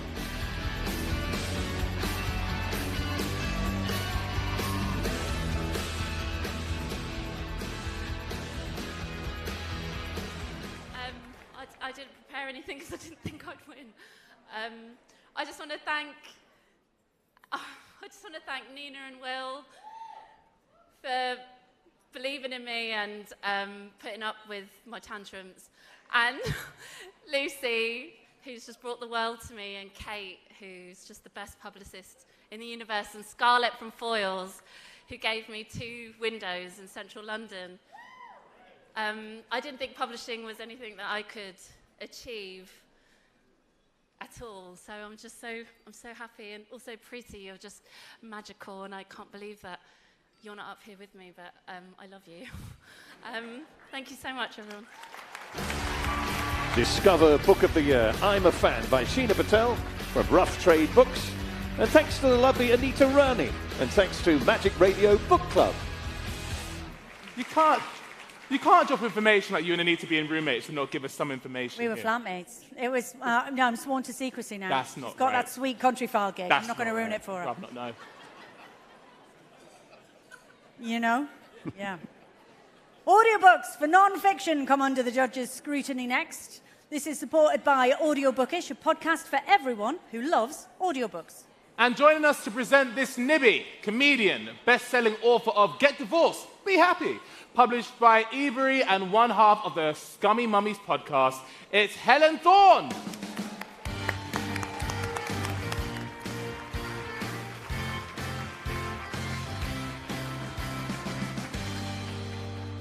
Hello, hello. It was an absolute joy to be a judge for the audiobook prize. It was lovely to have these wonderful people in my ear holes. And the great thing about audiobooks is you can do absolutely anything, can't you, while you're reading. So it's brilliant. There's such an eclectic mix tonight, from memoirs to personal development and the trials and tribulations of parenting. And they are all amazing champions of this fantastic genre. So the nominees, please. Thanks, Helen. And this year's shortlisted non-fiction audiobooks are from Blink, Parenting Hell, written and narrated by Rob Beckett and Josh Widdicombe. From Audible Studios, A Visible Man, written and narrated by Edward Enninful. From W.F. Howe's 10 Steps to Nanette, written and narrated by Hannah Gadsby. From Simon & Schuster Audio, A Pocketful of Happiness, written and narrated by Richard E. Grant. From HQ Menopausing, written and narrated by Davina McCall and Dr. Naomi Potter. And from Headline, Friends, Lovers, and the Big Terrible Thing, a memoir, written and narrated by Matthew Perry. And the winner is A Pocketful of Happiness. Now, me again, folks. Sadly, Richard can't be with us tonight, but he has sent us this message. I'm so sorry not to be able to be with you tonight to receive this incredibly prestigious British Book Award for my memoir, but I'm on tour with a one-man show version of it. It would have tickled my late wife enormously that I've won this award writing about her and our life together and our careers over the last 38 years. I think a Scottish Calvinist heart would have said, oh, for goodness sake, who'd be interested in that? It was a great cathartic thing to do, and I'm so grateful for the response. I hope you have a wonderful evening. Thank you so much. Non-fiction audiobook of the year then, Richard E. Grant's A Pocketful of Happiness by Simon & Schuster Audio. And our thanks to Helen Thorne, and thanks to Audio Bookish. Our next Book of the Year award is for non-fiction narrative. And to present this award, we welcome a broadcaster and journalist who's been an anchor on Loose Women and star of I'm a Celebrity. If eating grubs in the jungle wasn't challenging enough, this year she had the even trickier task of Nibbies judging. It's Charlene White!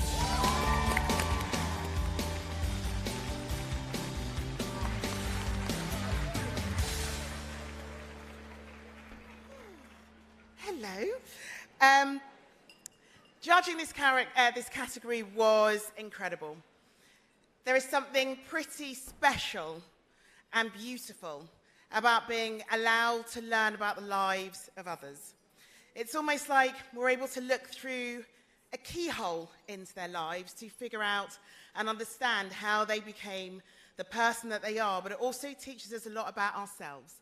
And it teaches us about how we fit into the world and how we all fit into the world. And so for all of us as judges, it was something pretty special to wade through the 6 books that we read to be able to come to our conclusion. We all learned so much, and for all of the nominees that are in the audience tonight, thank you so much for sharing your story with us. The nominees are... Thank you, Charlene. We can't go on meeting like this. And on the non-fiction narrative shortlist, from Little Toller Books, Brother Do You Love Me by Manny Coe and Reuben Coe. From Bloomsbury Publishing, A Visible Man by Edward Enninful.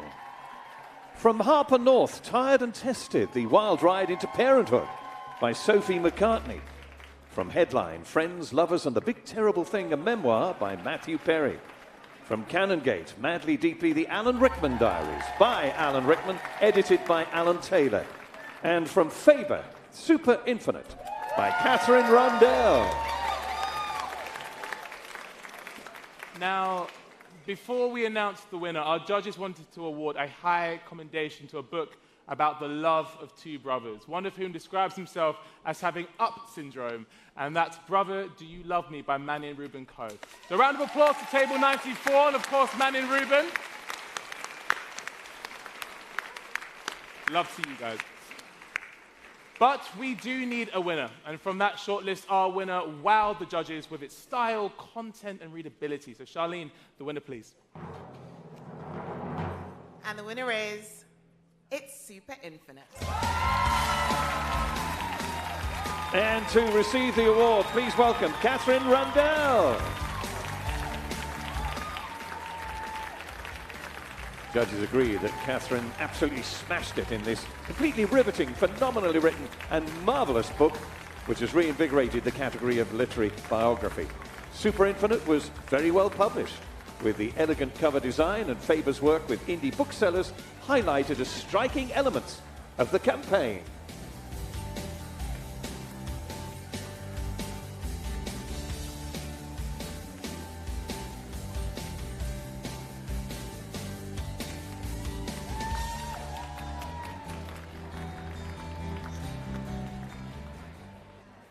Thank you so much. I was genuinely so convinced I wasn't going to win that I haven't written a speech, but I want very briefly to thank my sensational and brilliant and beautiful agent, Claire Wilson, who is just heaven.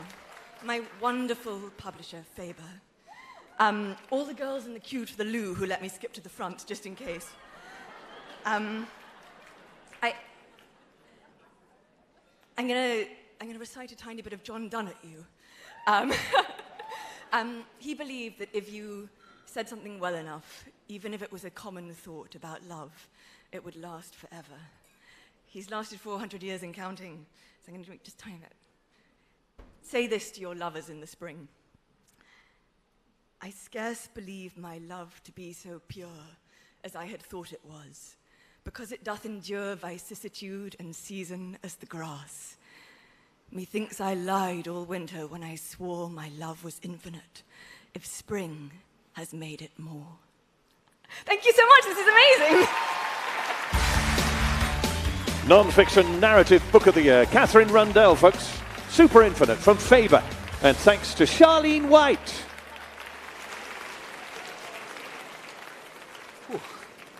I don't know what I'm feeling. That was Vicissitude. that was a little hard. I can't lie. I was there. Sorry, we're back. So that was Vicissitude. All right, guys, you've done incredibly well. It is now. Stay with us. Stay with us. The last award in this part of the proceedings. The last award in this part of the proceedings. Halfway. And that goes to one of the 12 brilliant books that we've already celebrated this evening. It is now going to be crowned. Yes, it's the biggie. Overall Book of the Year. Yes. Joining us to reveal that winner, comedian, actor, and writer who's best known for her sassy role in Ted Lasso and her fancy footwork on Strictly Come Dancing. Please welcome Ellie Taylor.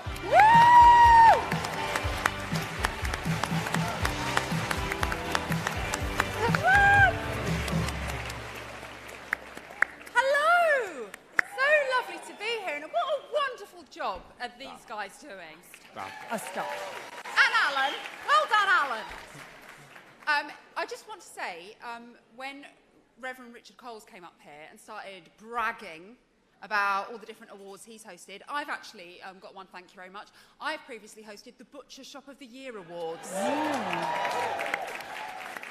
You've not known power till you have performed in front of the personification of the phrase a sausage fest. Let me tell you that for nothing.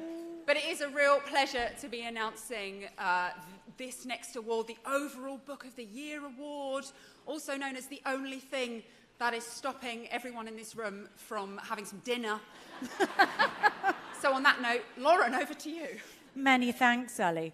Now on screen are all the contenders. You should be able to see them in a second for the coveted title, Book of the Year. There they are. Look at the beauties. A dozen gorgeous contenders, but only one can be Overall Book of the Year.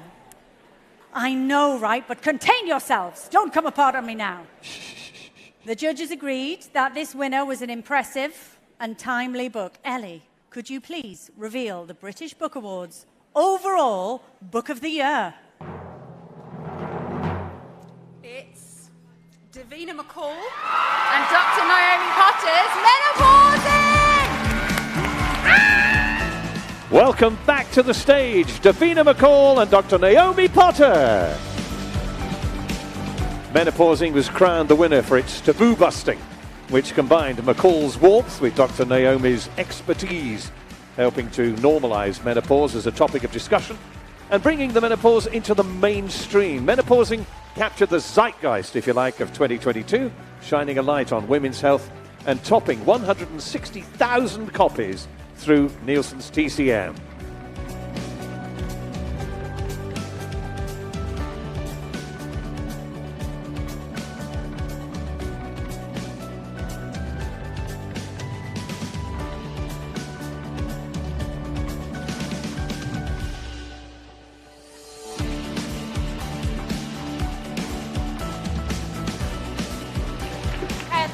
Naomi and I are really aware that we all got to eat quite soon. But I feel like I don't know about you, I think you probably feel the same as me. She's always a bit scared I'm going to go off piste, which I frequently do when we do our menopausing chats. I just say the word vagina and I'm off. But anyway, you should come, they're really good. But I feel like an imposter here, you know, because we just wrote a book about something that we feel really passionately about and we feel that we need everybody else to know about. But there are so many other incredibly worthy books up there, and we think everybody in here is brilliant. But Amanda, oh my God, I can't believe Amanda. And we just want to say a huge thank you to anybody that bought it. Please pass it on to everybody you know. And like I said, we'll just keep refreshing and keep doing what we're doing and keep walking forwards, because sadly nothing seems to be changing. I'm going to shut up. Naomi, do you want to say anything else?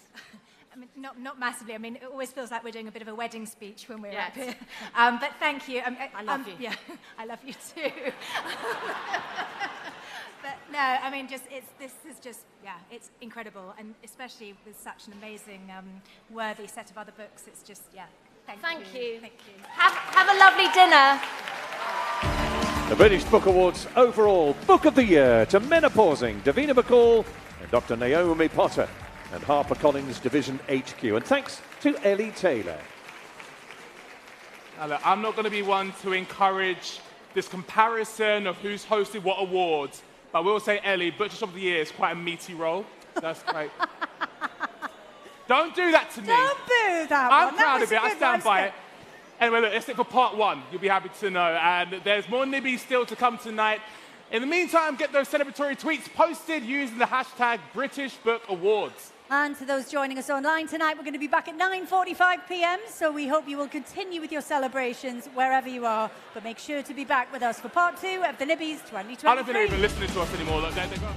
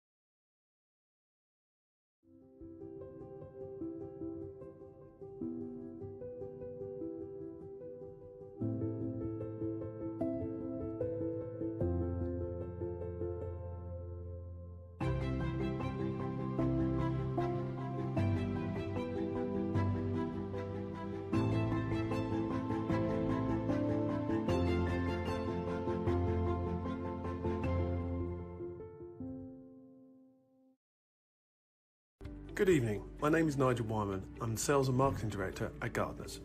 On behalf of everyone at Gardeners, I'd like to extend a huge congratulations to all the winners tonight. As many of you will know, Gardeners is an independent, family-run business like many of you that has been at the heart of the book trade for over 37 years. From humble beginnings, we now span over 2 warehouse facilities with a combined footprint of over 550,000 square feet, and now also have Gardeners EU operating out of France and Gardeners US operating out of Florida. We goods in over 200,000 titles every day, and this can reach over 400,000 titles at busier times. Our incredible team and our technological enhancements, namely our state-of-the-art high bay, CNC and B+ machines, plus our ongoing investment into GuardLink and our digital services. All this combined are the fundamentals behind us and the very high standards we strive to achieve. It's great to see you all again at this fantastic venue and look forward to working with you all throughout 2023 and beyond.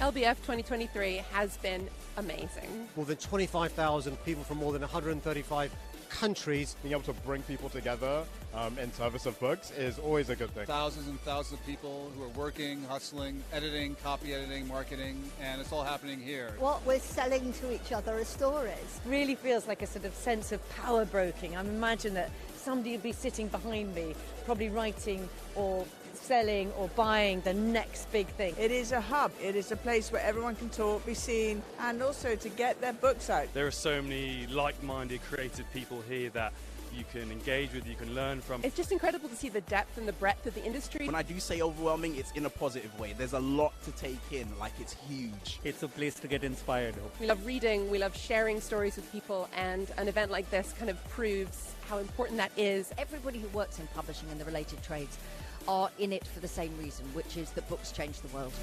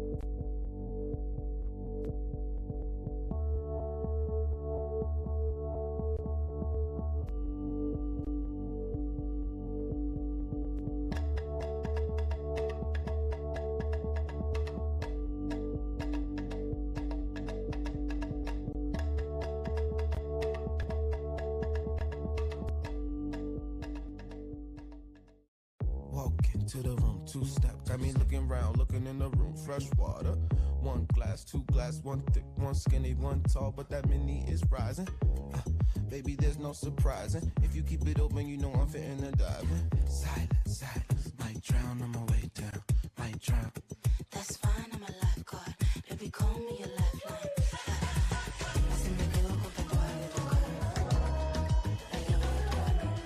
Walk into the room, two-step. Got me looking round, looking in the room, fresh water. Walk into the room, two-step. Got me looking round, looking in the room, fresh water.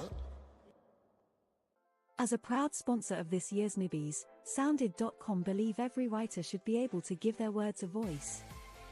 The creation of an audiobook should not be an unobtainable dream. It should be something that everyone can afford and have access to. Visit Sounded.com and realize your dream of creating an audiobook that you can edit in real time, by chapter, paragraph, even by word. We also have over 800 different voices and more than 60 different languages. Sounded.com, your words, our voices.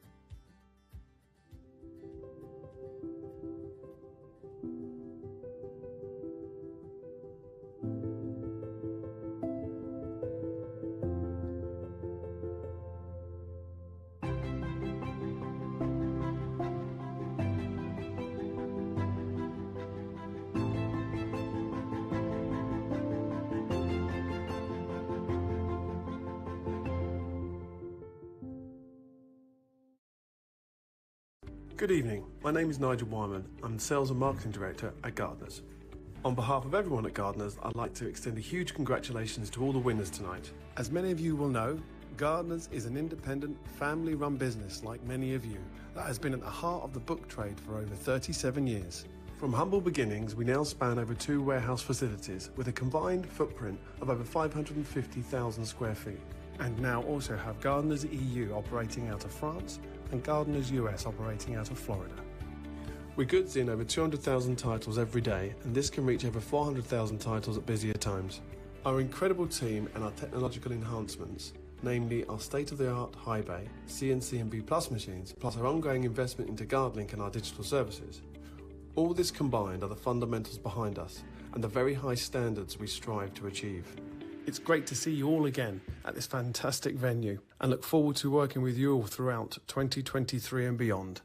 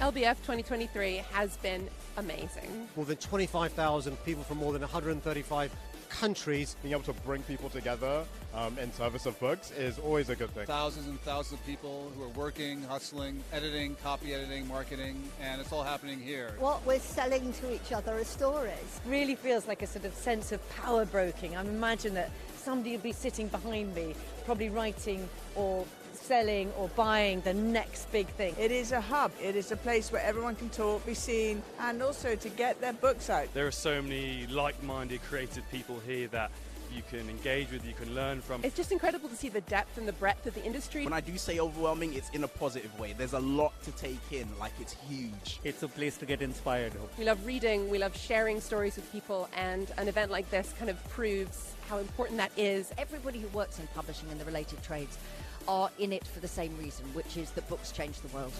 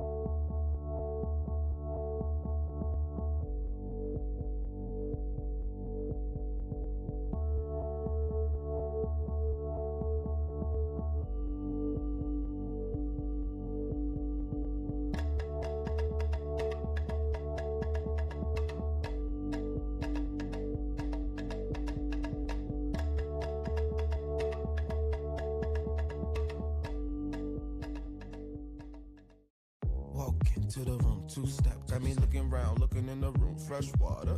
One glass, two glass, one thick, one skinny, one tall, but that mini is rising. Baby, there's no surprising. If you keep it open, you know I'm fitting and diving. Silence, silence. Might drown on my way down. Might drown. That's fine, I'm a lifeguard. Baby, call me a lifeline. Así me quedo con tu Walk into the room, two-step. Got me looking round, looking in the room. Fresh water. Walk into the room, two-step. Got me looking round, looking in the room. Fresh water. As a proud sponsor of this year's Nibbies, Sounded.com believe every writer should be able to give their words a voice. The creation of an audiobook should not be an unobtainable dream. It should be something that everyone can afford and have access to. Visit Sounded.com and realize your dream of creating an audiobook that you can edit in real time, by chapter, paragraph, even by word. We also have over 800 different voices and more than 60 different languages. Sounded.com, your words, our voices.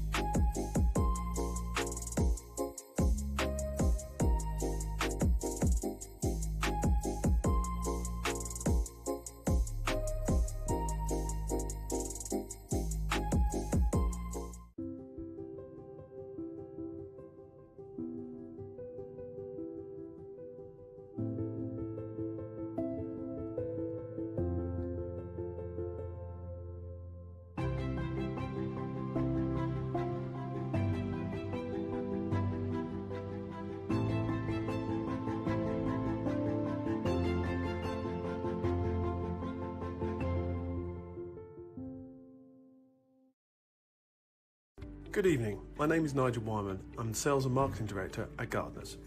On behalf of everyone at Gardeners, I'd like to extend a huge congratulations to all the winners tonight. As many of you will know, Gardeners is an independent, family-run business like many of you that has been at the heart of the book trade for over 37 years.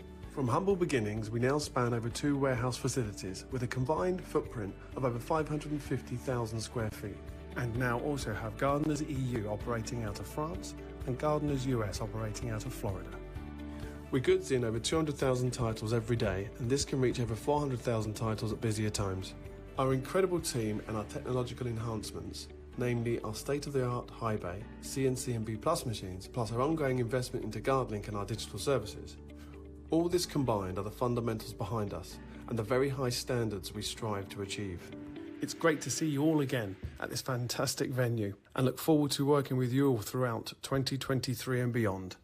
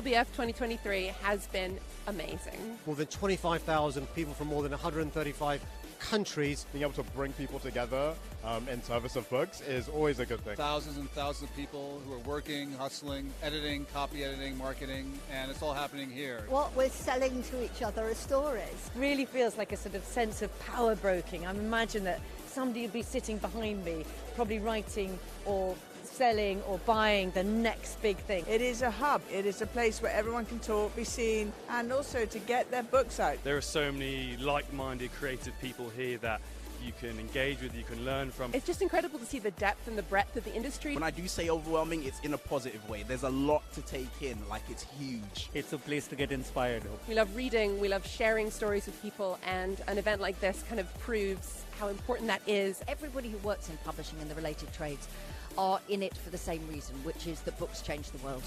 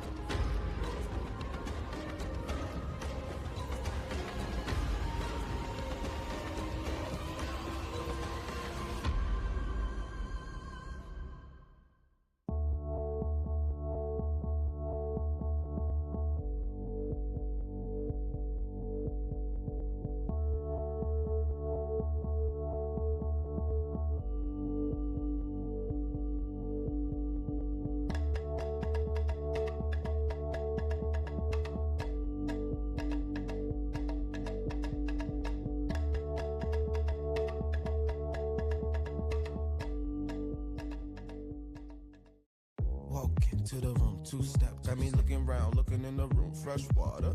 One glass, two glass, one thick, one skinny, one tall, but that mini is rising. Baby, there's no surprising. If you keep it open, you know I'm fitting to dive in. Silence, silence, might drown on my way down, might drown. That's fine, I'm a lifeguard. Baby, call me a lifeline. Si me quedo contigo, Walk into the room, two-step, got me looking round, looking in the room, fresh water. Walk into the room, two-step, got me looking round, looking in the room, fresh water. As a proud sponsor of this year's Nibbies, Sounded.com believe every writer should be able to give their words a voice. The creation of an audiobook should not be an unobtainable dream. It should be something that everyone can afford and have access to. Visit Sounded.com and realize your dream of creating an audiobook that you can edit in real time, by chapter, paragraph, even by word. We also have over 800 different voices and more than 60 different languages. Sounded.com, your words, our voices.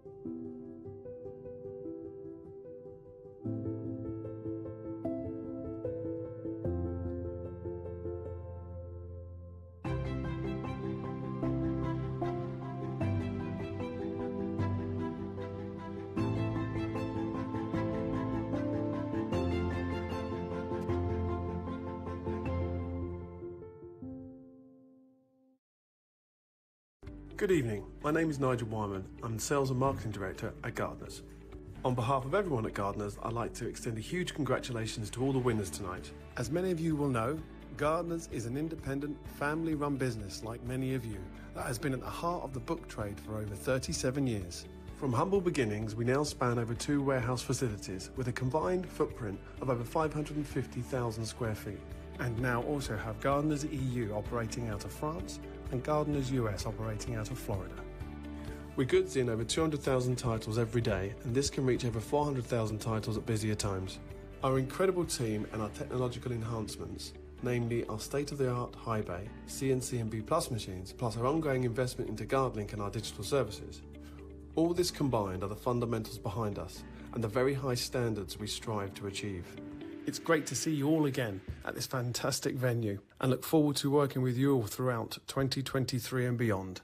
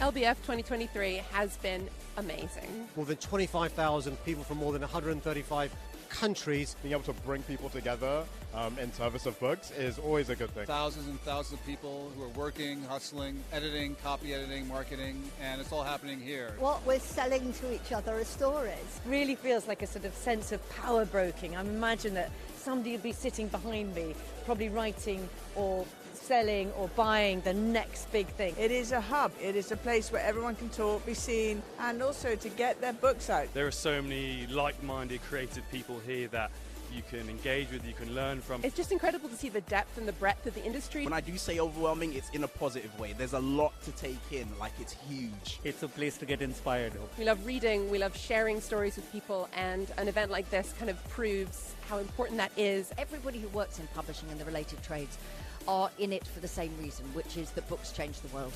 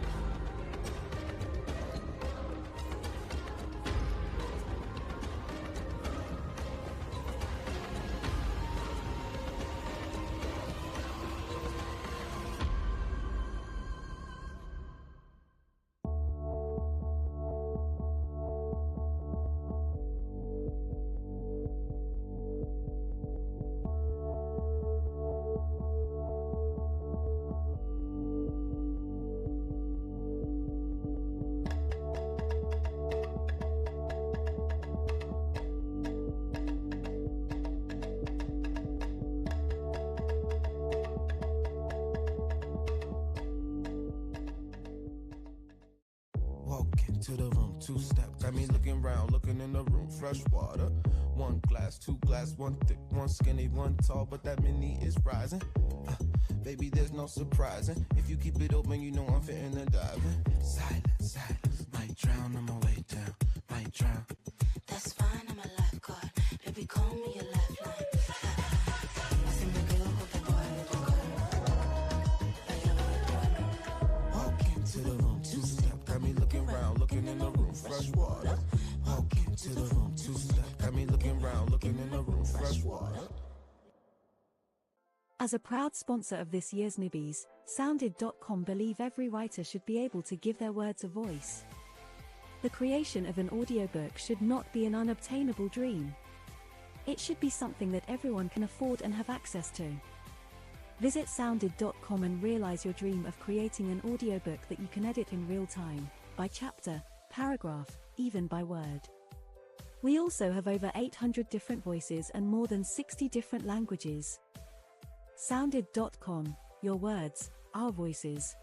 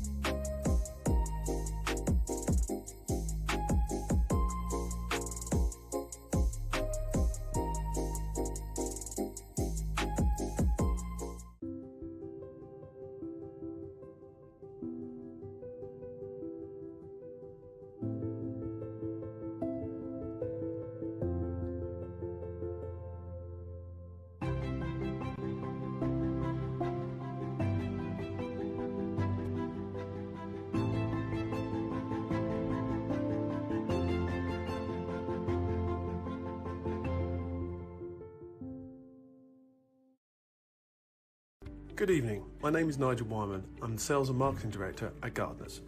On behalf of everyone at Gardeners, I'd like to extend a huge congratulations to all the winners tonight. As many of you will know, Gardeners is an independent, family-run business like many of you that has been at the heart of the book trade for over 37 years. From humble beginnings, we now span over 2 warehouse facilities with a combined footprint of over 550,000 square feet, and now also have Gardeners EU operating out of France and Gardeners US operating out of Florida.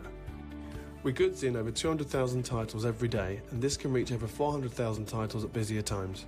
Our incredible team and our technological enhancements, namely our state-of-the-art high bay, CNC and B+ machines, plus our ongoing investment into GuardLink and our digital services.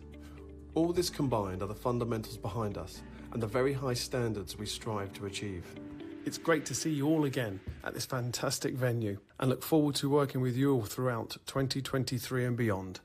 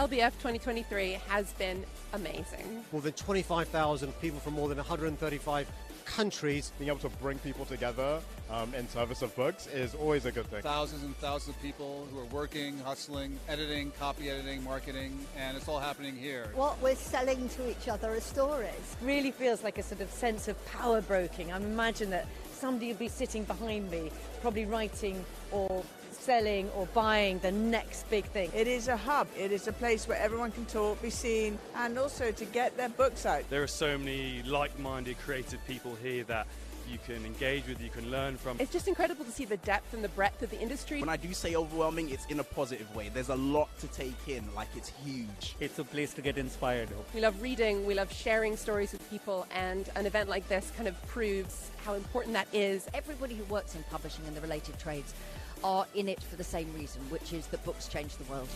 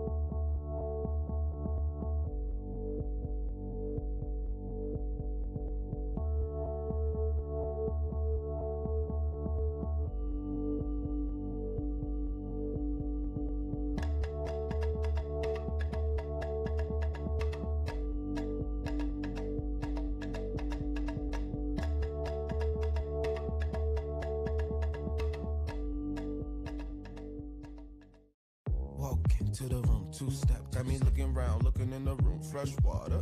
One glass, two glass, one thick, one skinny, one tall, but that mini is rising. Baby, there's no surprising. If you keep it open, you know I'm fitting to dive in. Silence, silence, might drown on my way down, might drown. That's fine, I'm a lifeguard. Baby, call me a lifeline. Listen, the girl hold the boy with the Walk into the room, two-step, got me looking round, looking in the room, fresh water. Walk into the room, two-step, got me looking round, looking in the room, fresh water. As a proud sponsor of this year's Nibbies, Sounded.com believe every writer should be able to give their words a voice. The creation of an audiobook should not be an unobtainable dream. It should be something that everyone can afford and have access to. Visit Sounded.com and realize your dream of creating an audiobook that you can edit in real time, by chapter, paragraph, even by word. We also have over 800 different voices and more than 60 different languages. Sounded.com, your words, our voices.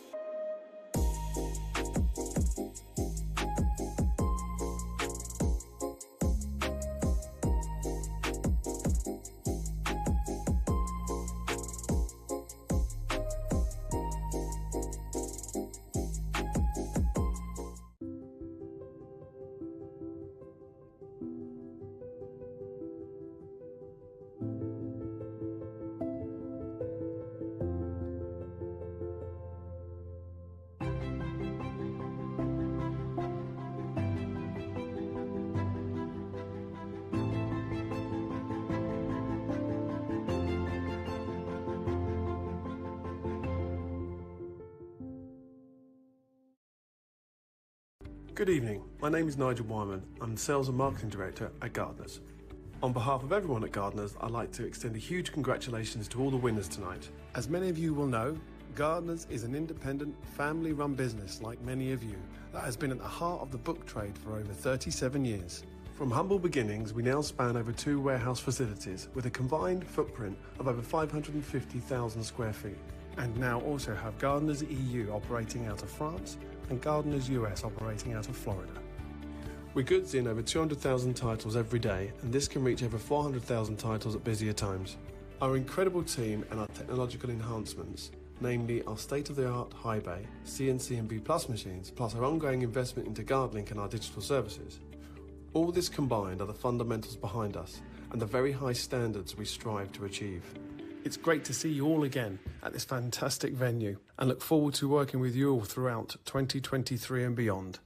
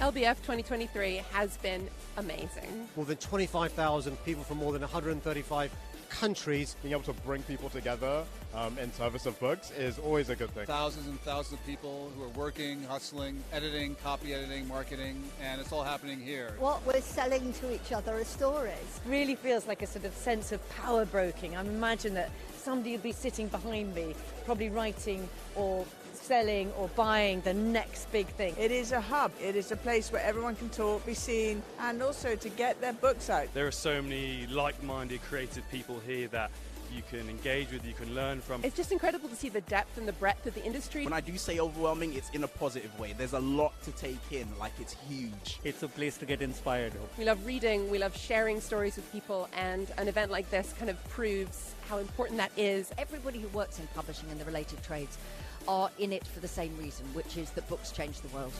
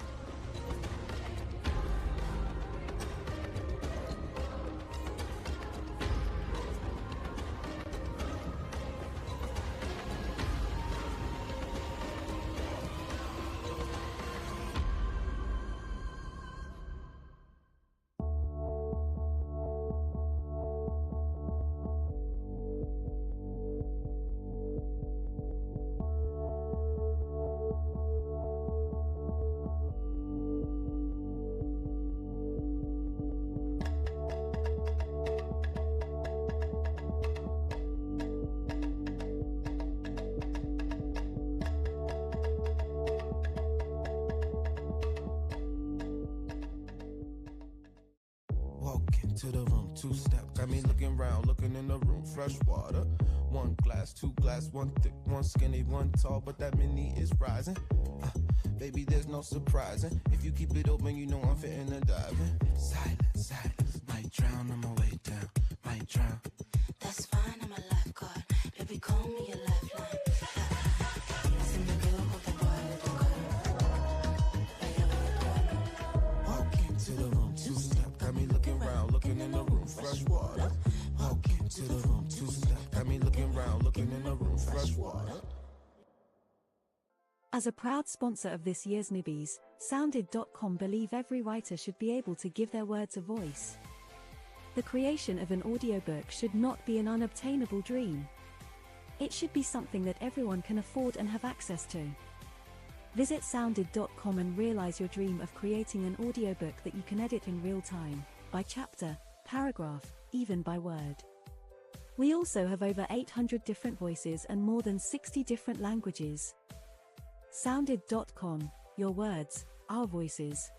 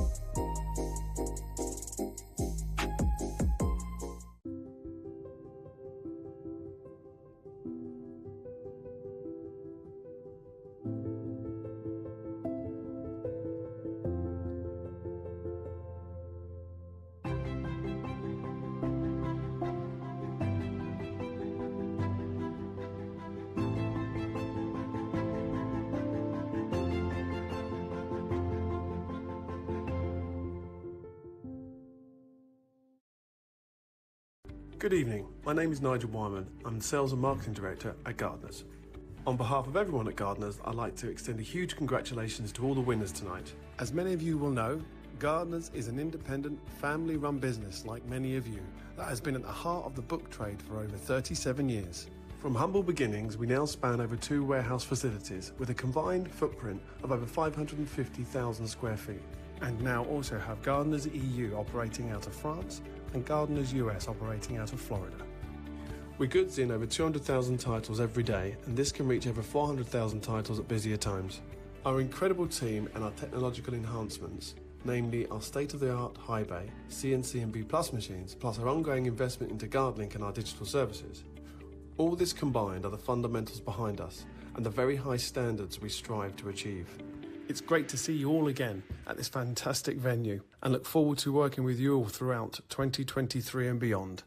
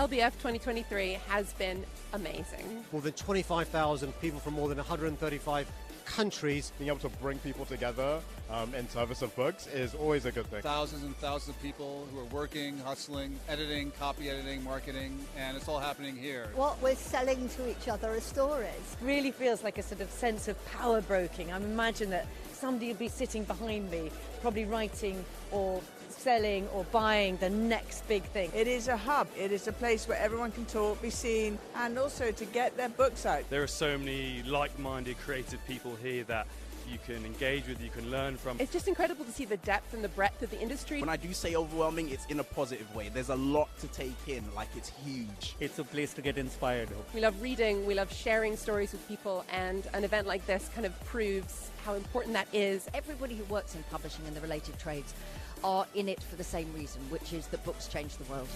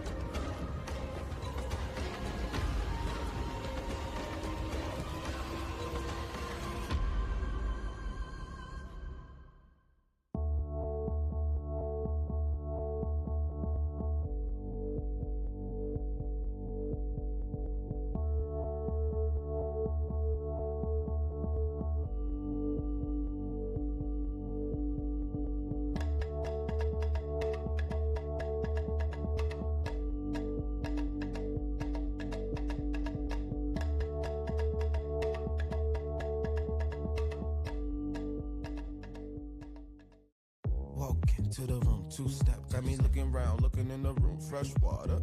One glass, two glass, one thick, one skinny, one tall, but that mini is rising. Baby, there's no surprising. If you keep it open, you know I'm fitting to dive in. Silence, silence, might drown on my way down, might drown. That's fine, I'm a lifeguard. Baby, call me a lifeline. Listen, the girl with the Walk into the room, two-step, got me looking round, looking in the room, fresh water. Walk into the room, two-step, got me looking round, looking in the room, fresh water. As a proud sponsor of this year's Nibbies, Sounded.com believe every writer should be able to give their words a voice. The creation of an audiobook should not be an unobtainable dream. It should be something that everyone can afford and have access to. Visit Sounded.com and realize your dream of creating an audiobook that you can edit in real time, by chapter, paragraph, even by word. We also have over 800 different voices and more than 60 different languages. Sounded.com, your words, our voices.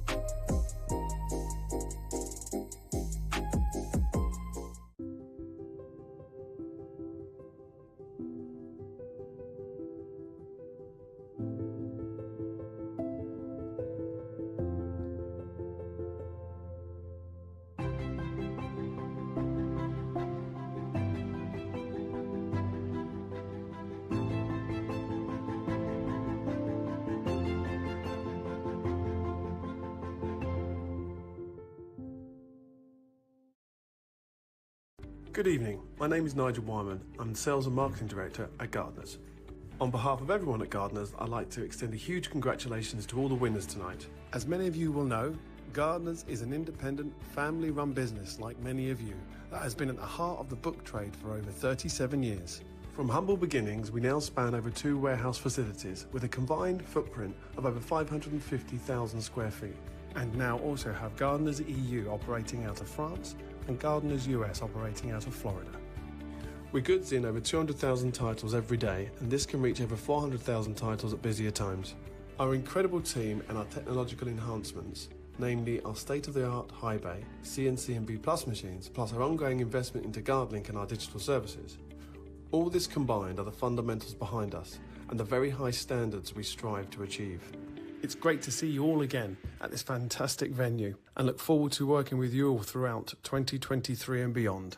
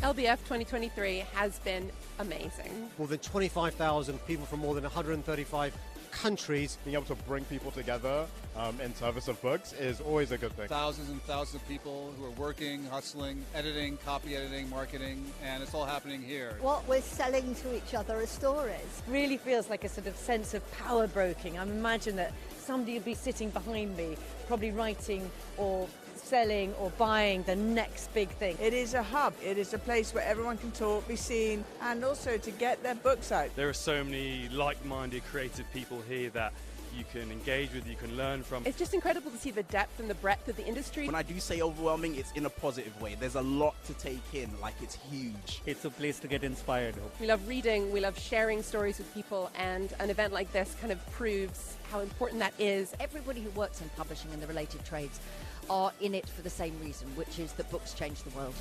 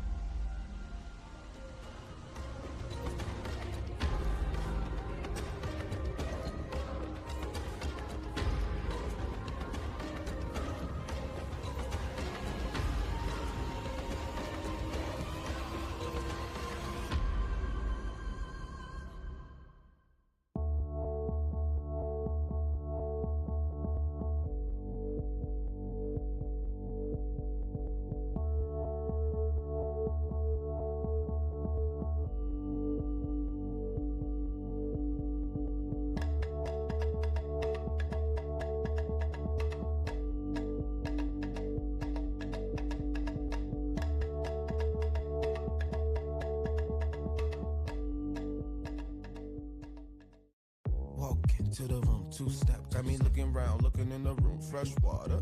One glass, two glass, one thick, one skinny, one tall, but that mini is rising. Baby, there's no surprising. If you keep it open, you know I'm fitting to dive in. Silence, silence, might drown on my way down, might drown. That's fine, I'm a lifeguard. Baby, call me a lifeline. Listen, the girl hold the boy with the car. Walk into the room, two-step, got me looking round, looking in the room, fresh water. Walk into the room, two-step, got me looking round, looking in the room, fresh water. As a proud sponsor of this year's Nibbies, Sounded.com believe every writer should be able to give their words a voice. The creation of an audiobook should not be an unobtainable dream. It should be something that everyone can afford and have access to. Visit Sounded.com and realize your dream of creating an audiobook that you can edit in real time, by chapter, paragraph, even by word. We also have over 800 different voices and more than 60 different languages. Sounded.com, your words, our voices.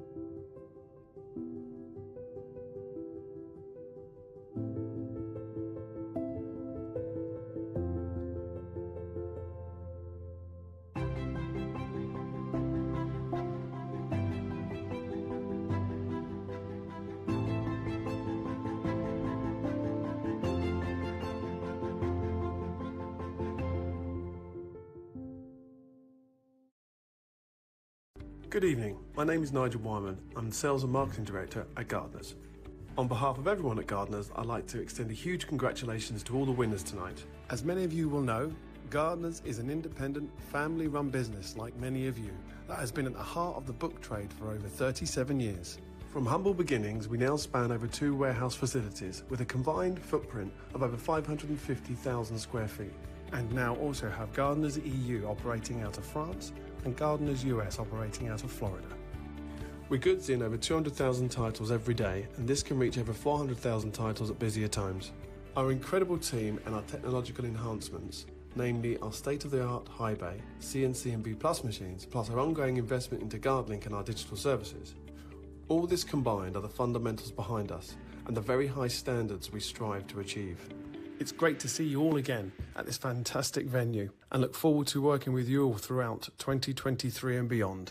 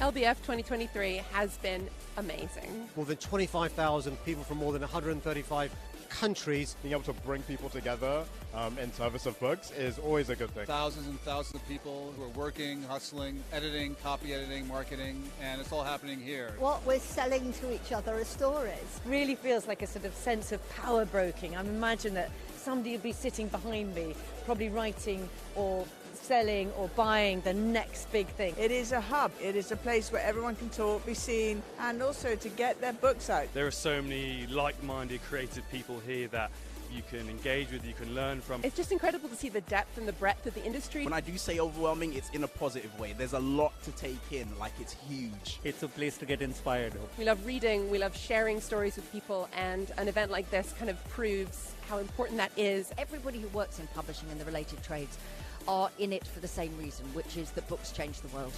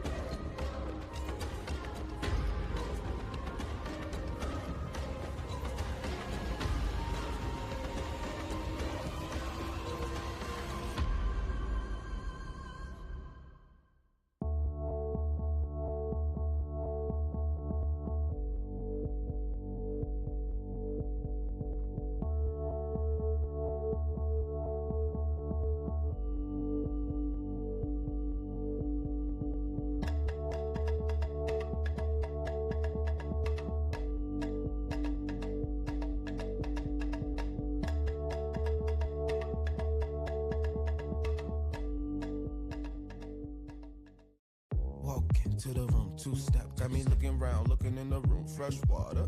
One glass, two glass, one thick, one skinny, one tall, but that mini is rising.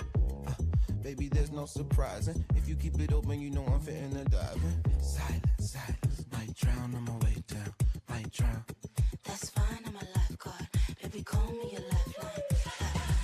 I seen the girl over Walk into the room, two-step, got me looking round, looking in the room, fresh water. Walk into the room, two-step, got me looking round, looking in the room, fresh water. As a proud sponsor of this year's Nibbies, Sounded.com believe every writer should be able to give their words a voice. The creation of an audiobook should not be an unobtainable dream. It should be something that everyone can afford and have access to. Visit Sounded.com and realize your dream of creating an audiobook that you can edit in real time, by chapter, paragraph, even by word. We also have over 800 different voices and more than 60 different languages. Sounded.com, your words, our voices.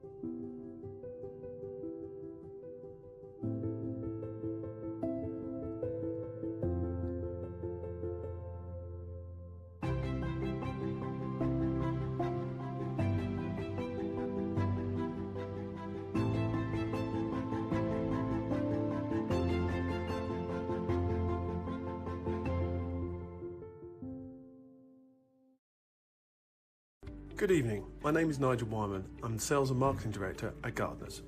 On behalf of everyone at Gardeners, I'd like to extend a huge congratulations to all the winners tonight. As many of you will know, Gardeners is an independent, family-run business like many of you that has been at the heart of the book trade for over 37 years. From humble beginnings, we now span over 2 warehouse facilities with a combined footprint of over 550,000 square feet, and now also have Gardeners EU operating out of France and Gardeners US operating out of Florida. We goods in over 200,000 titles every day, and this can reach over 400,000 titles at busier times. Our incredible team and our technological enhancements, namely our state-of-the-art high bay, CNC and B+ machines, plus our ongoing investment into GuardLink and our digital services. All this combined are the fundamentals behind us and the very high standards we strive to achieve. It's great to see you all again at this fantastic venue and look forward to working with you all throughout 2023 and beyond.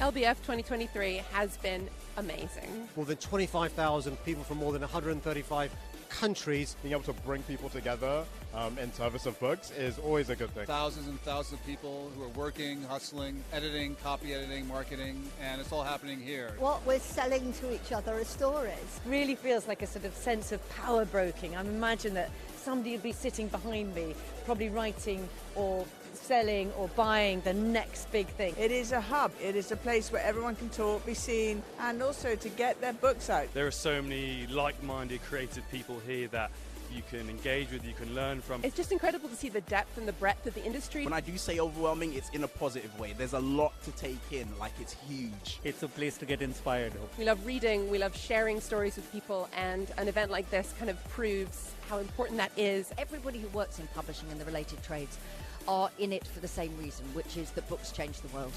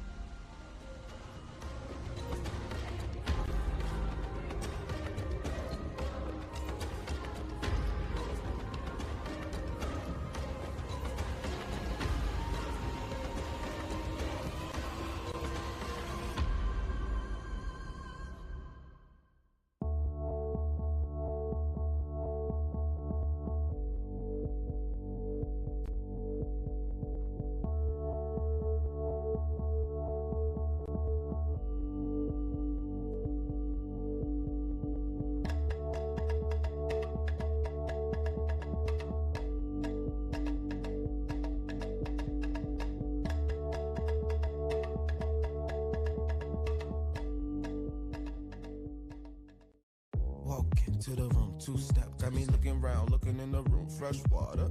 One glass, two glass, one thick, one skinny, one tall, but that mini is rising. Baby, there's no surprising. If you keep it open, you know I'm fitting to dive in. Silence, silence, might drown on my way down, might drown. That's fine, I'm a lifeguard. Baby, call me a lifeline. Listen, the girl, hold the Walk into the room, two-step. Got me looking round, looking in the room, fresh water. Walk into the room, two-step. Got me looking round, looking in the room, fresh water. As a proud sponsor of this year's Nibbies, Sounded.com believe every writer should be able to give their words a voice. The creation of an audiobook should not be an unobtainable dream. It should be something that everyone can afford and have access to. Visit Sounded.com and realize your dream of creating an audiobook that you can edit in real time, by chapter, paragraph, even by word. We also have over 800 different voices and more than 60 different languages. Sounded.com, your words, our voices.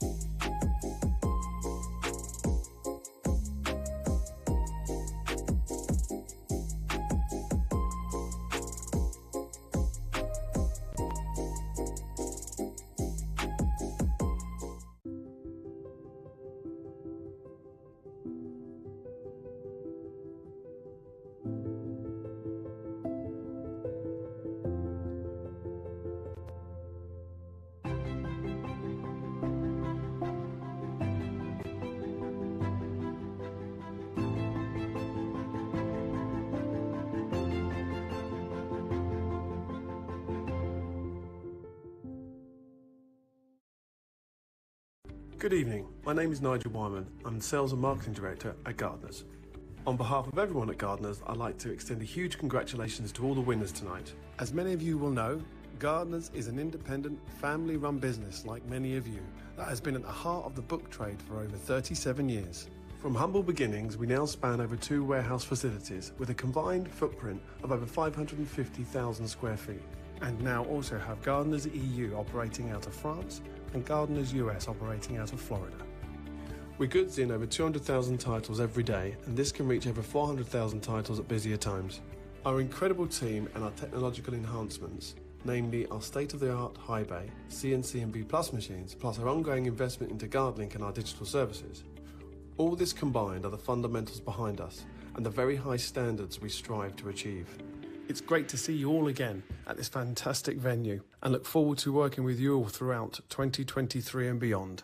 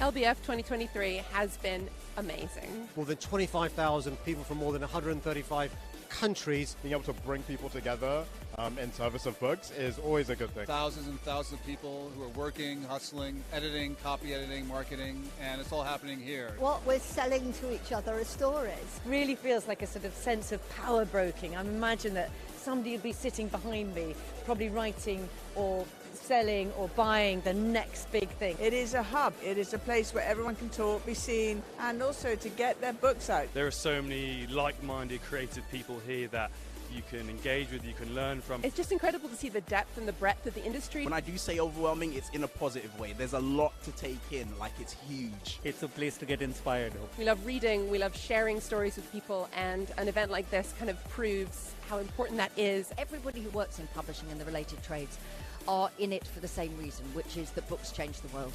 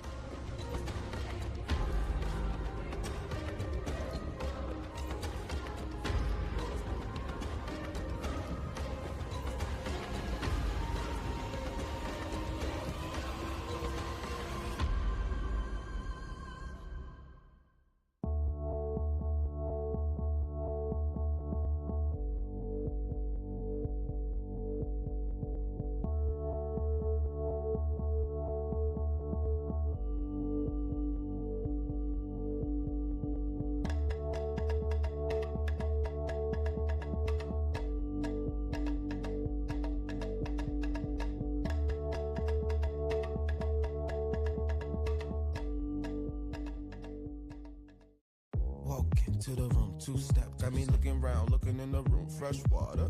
One glass, two glass, one thick, one skinny, one tall, but that mini is rising. Baby, there's no surprising. If you keep it open, you know I'm fitting to dive in. Silence, silence, might drown on my way down, might drown. That's fine, I'm a lifeguard. Baby, call me a lifeline. Listen, the girl, hold the Walk into the room, two-step, got me looking round, looking in the room, fresh water. Walk into the room, two-step, got me looking round, looking in the room, fresh water. As a proud sponsor of this year's Nibbies, Sounded.com believe every writer should be able to give their words a voice. The creation of an audiobook should not be an unobtainable dream. It should be something that everyone can afford and have access to. Visit Sounded.com and realize your dream of creating an audiobook that you can edit in real time, by chapter, paragraph, even by word. We also have over 800 different voices and more than 60 different languages. Sounded.com, your words, our voices.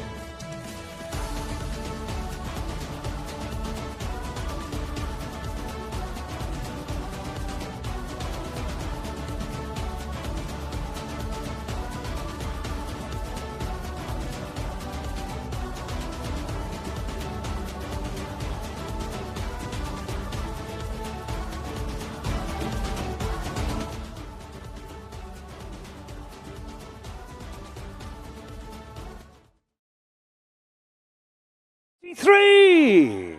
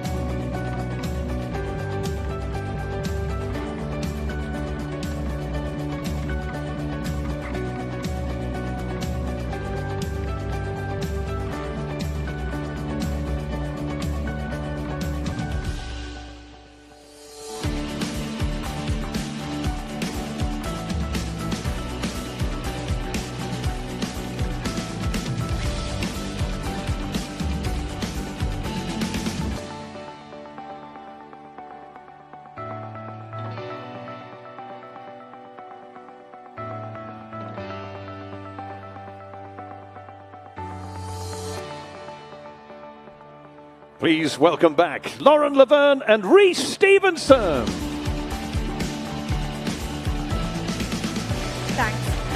Thanks.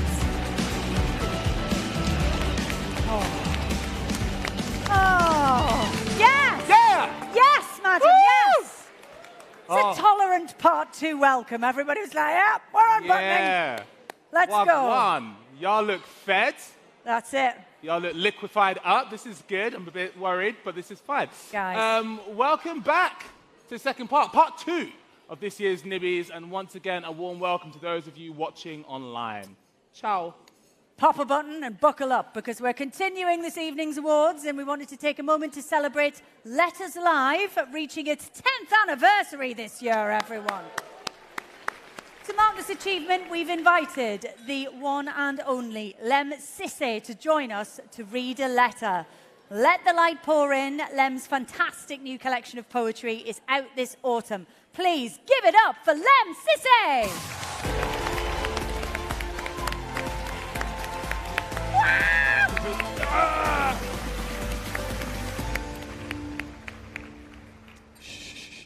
In April 1975, a teacher of a New York school wrote to Gene Roddenberry, creator of Star Trek, and told him about Roger, a teenage pupil with severe learning difficulties who had been making great progress when reading science fiction stories. As many of Roger's favorite words were in some way related to Star Trek, and the person he most admired was Roddenberry, Roger's teacher was certain that some words of encouragement from his idol would likely give him a huge boost and inspire him to continue with the hard work. Thank you.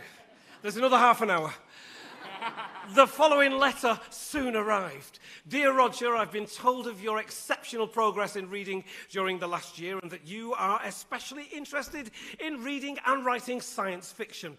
It was also suggested you might want to know how I feel about books. First and foremost, I consider reading the greatest bargain in the world. A shelf of books is a shelf of many lives and ideas and imaginations, which the reader can enjoy whenever he wishes and as often as he wishes. Instead of experiencing just one life, the book lover can experience hundreds or even thousands of lives. He can live any kind of adventure in the world. Books are his time machine into the past and also into the future. Books are his transporter by which he can beam instantly to any part of the universe and explore what he finds there. Books are an instrument by which he can become any person for a while. A man, a woman, a child, a general, a farmer, a detective, a king, a doctor, anyone. Great books are especially valuable because a great book often contains within its covers the wisdom of a man or woman's whole lifetime. But the true lover of books enjoys all kinds of books, even some nonsense now and then, because enjoying nonsense from others can teach us to also laugh at ourselves. A person who does not learn to laugh at his own problems and weaknesses and foolishness can never be a truly educated or a truly happy person. Also, probably the same thing could be said of a person who does not enjoy learning and growing all his life. The reason I've written to you such a long letter is that we not only share a love of science and science fiction, but we share something else. When I was a child, I was disabled by illness. Although my problem was different from yours, it did keep me from enjoying many things enjoyed by other young people. In a way, this turned out to be fortunate for me, since it turned me towards books. In those days, I used to think that it would have been better to have no physical problem and to have become a great football star or something like that. But now I realize that my love of books gave me much more happiness than anything else could have done. Please do try your hardest to persevere at reading. You will never regret doing that. Very sincerely yours, Gene Roddenberry.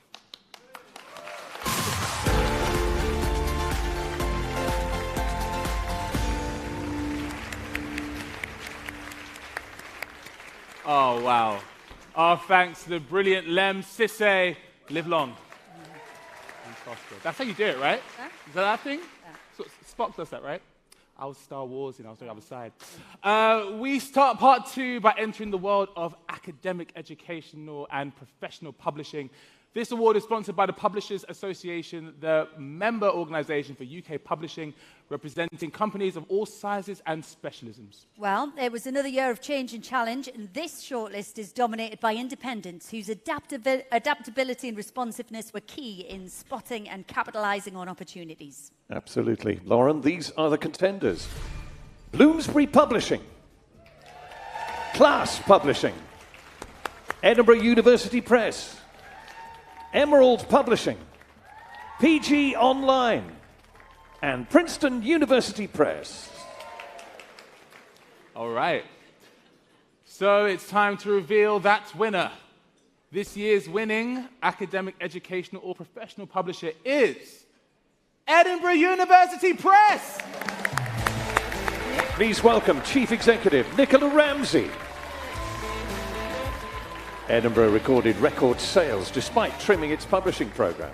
E-books and journals had the strongest growth, especially in North America, and internal investment in systems, discoverability and analytics, diversity and inclusivity, sustainability and staff well-being projects have kept the publisher bang up to date.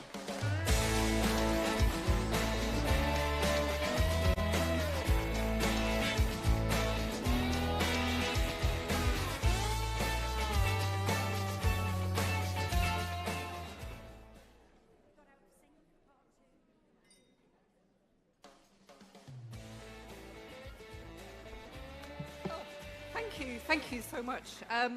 Following Lem Sisse, never easy. This is wonderful, unexpected. I'm delighted not only for Edinburgh University Press, but also to see university press publishing more generally being recognised in this way, given that we're situated alongside such a fantastic group of publishers representing academic, professional and educational. I know I'm biased, but I think that university presses play a special role within academic publishing. We're constantly striving for the balance between business sustainability on the one hand and delivering on our mission on the other. And I think it's the mission part that really inspires and motivates the people that work in university press publishing, our authors, our editors, and particularly our staff. So at Edinburgh we have an amazing team, and so I will take this back up the road to Scotland for them. Thank you. Congratulations then to the Academic, Educational and Professional Publisher of the Year, Edinburgh University Press, and thanks to the Publishers Association. Up next, it's the British Book Award for Export, sponsored by Times Publishing Group and Panzig Distribution, providers of cutting-edge international distribution, publishing, printing and retail resources. British publishers' export sales boomed in 2022, and these 8 teams found creative ways to overcome logistical challenges and reduce the carbon footprint of book exports through localized printing strategies. In contention for the Export Award are Atlantic Books, Bloomsbury Publishing, Bonnier Books UK, Canongate, DK, HarperCollins, Pan Macmillan, and Simon & Schuster. That last one didn't get as hard. Rowdy though. Which claims the 2023 British Book Award for Exports? It's HarperCollins! On stage, please, International Sales Director Ben Wright. Double-digit export sales growth at HarperCollins was fueled by TikTok's influence on authors, including Alice Oseman and Holly Jackson, and imprints like Electric Monkey and Harper Voyager. David Walliams, Jeffrey Archer and J.R.R. Tolkien were among the big brands flourishing. Like all good export departments, HarperCollins' team was very active elsewhere in the business, influencing acquisitions and marketing too.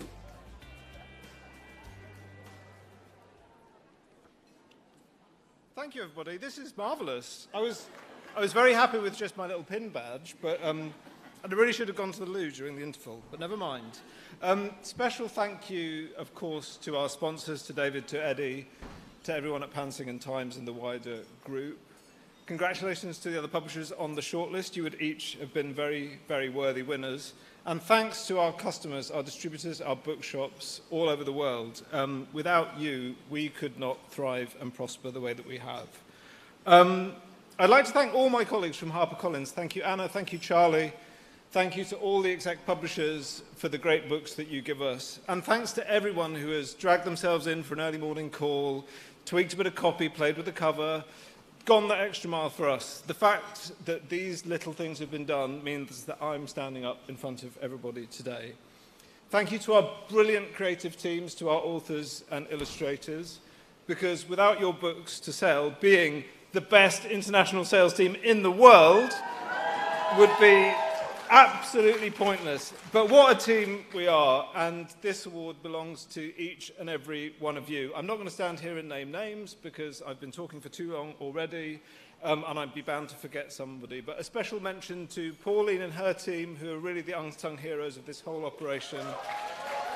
And to Bethan and to Dan, who were instrumental in our submission this year, who will both be unbearably smug and justifiably proud of the fact that we've managed to pull this off this evening. But I'm going to dedicate this award to somebody who epitomises HarperCollins in international markets, who hung up his suitcase earlier this year. I'm very much looking forward to telling him that we've won this, and to the quizzical, sarcastic smile on his face when he says how great he thinks it is. So this one's for David Wolfson, and thank you all very much. Enjoy the rest of your evening. There we are, the British Book Award for Export to HarperCollins. And thanks to Times Publishing Group and Pansing Distribution.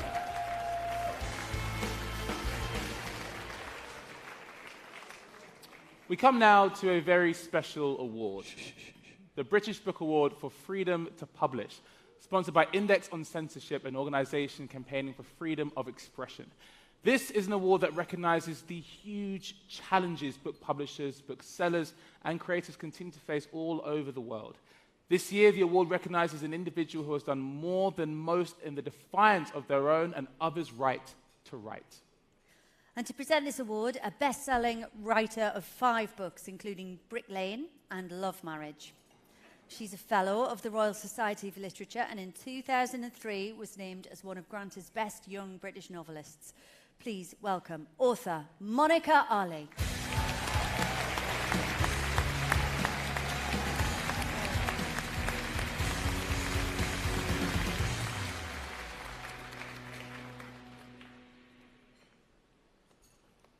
In 1989, an Islamic regime that sent hundreds of thousands of Muslims to their deaths in a futile war against other Muslims, a regime that continues to oppress millions of Muslims who want to claim their freedom, condemned to death a writer for publishing a novel they labelled blasphemous and offensive. It was a turn of events that could be the stuff of satire, of the novel itself, the novelist grotesquely transfigured as the great persecutor by a totalitarian, obscurantist regime whose very lifeblood is persecution. As we know, however, all too well, what ensued was tragedy. In the 34 years since the issuing of the fatwa, tonight's recipient of the Freedom to Publish Award has been a tireless champion of artistic and journalistic freedom. As a former president of PEN America, as an advocate at the United Nations, he has been unceasing in his efforts on behalf of writers working under repressive governments in China or Russia or any place that the censor seeks a chokehold on free speech. Last August, just hours before the brutal, unconscionable knife attack in upstate New York, in which he was critically injured, he had emailed the current head of PEN America to seek help with placements for Ukrainian writers in urgent need of safe refuge. Every nation, every group, clan, or community is worthy of serious dissidence and deserves to have them. Now, more than ever, we have to hold fast to the absolute centrality of freedom of thought and the freedom to express that thought. In his own words, in the end, the thing that's important about free expression is that it's the right from which all other rights are derived. If you can't articulate ideas, and if you can't articulate critiques of other people's ideas, then you're powerless. It takes courage to create art. It takes courage to speak truth to power. Art may, in the end, be stronger than censorship, but the artist remains vulnerable. Nobody has been more courageous, more steadfast, more brilliant in the pursuit of truth and artistic freedom than tonight's recipient, and it is my very great honour to present the award to Salman Rushdie.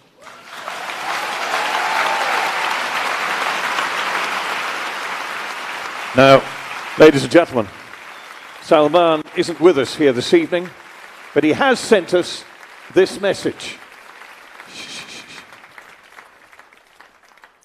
Hello, everybody.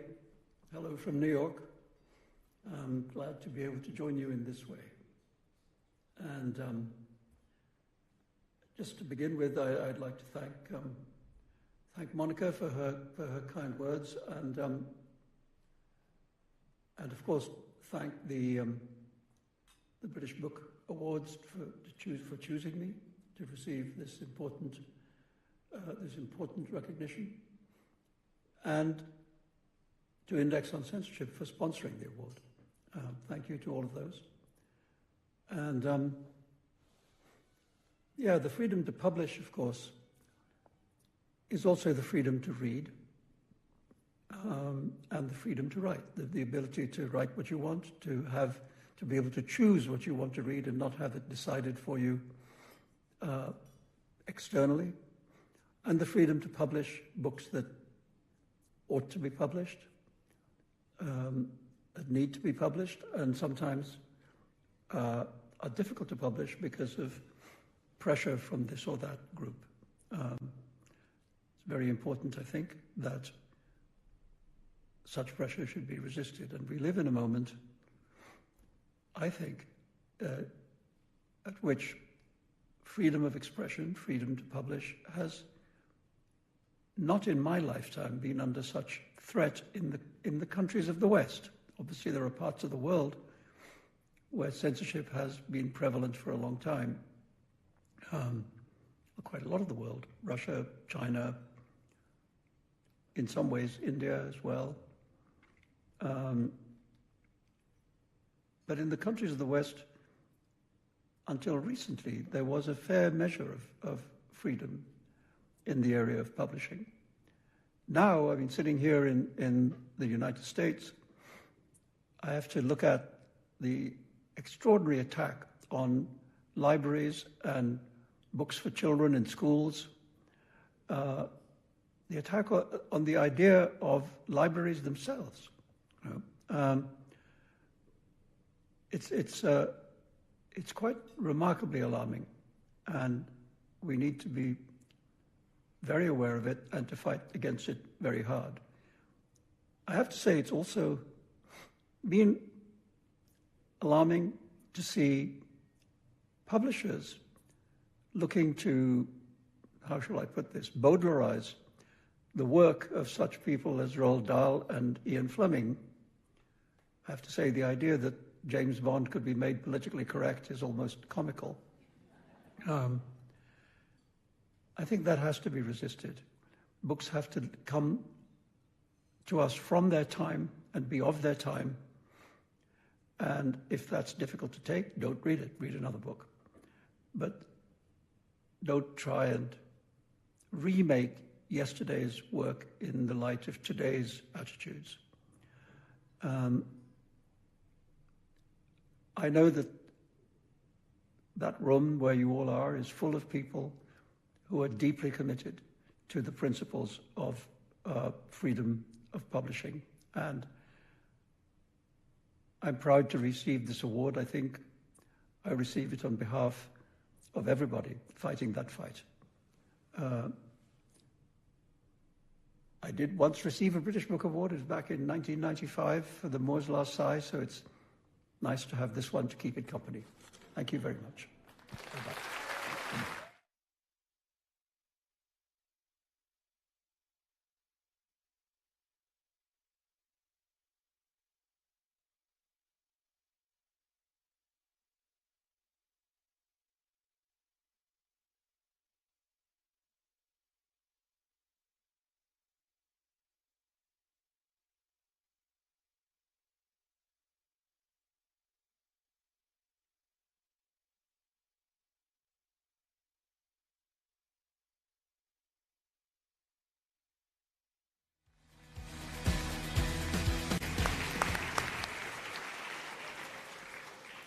It's now time to name 2023's Rights Professional of the Year. This award is sponsored by the Sharjah Book Authority, host of the Sharjah International Book Fair, with its mission to create a nation of readers. And while rights professionals and teams were pleased to swap virtual meetings and book fairs with real-world ones, not everything became easier, as they had to overcome many issues and deliver record sales. On the shortlist we have, from Rachel Mills Literary, Alexandra Cliff. Magic Cat Publishing's Karine Delagrave. Book Couture's Richard King. Atlantic Books' Alice Latham. From the Marsh Agency, Gemma McDonough. Thames and Hudson's Josephine Seblon.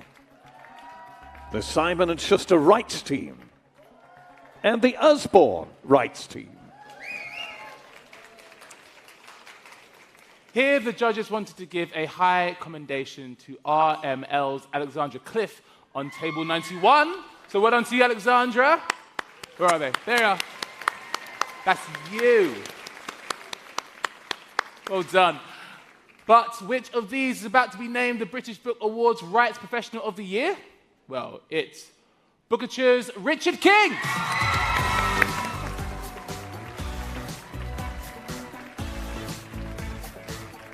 Indeed it is. Book Couture's head of rights, Richard, tripled the value of deals in his second year at Hachette, having transformed the way translation, film and TV rights are handled. He's capitalised on big Book Couture titles from Frida McFadden and Soraya Lane and done great work with established brands.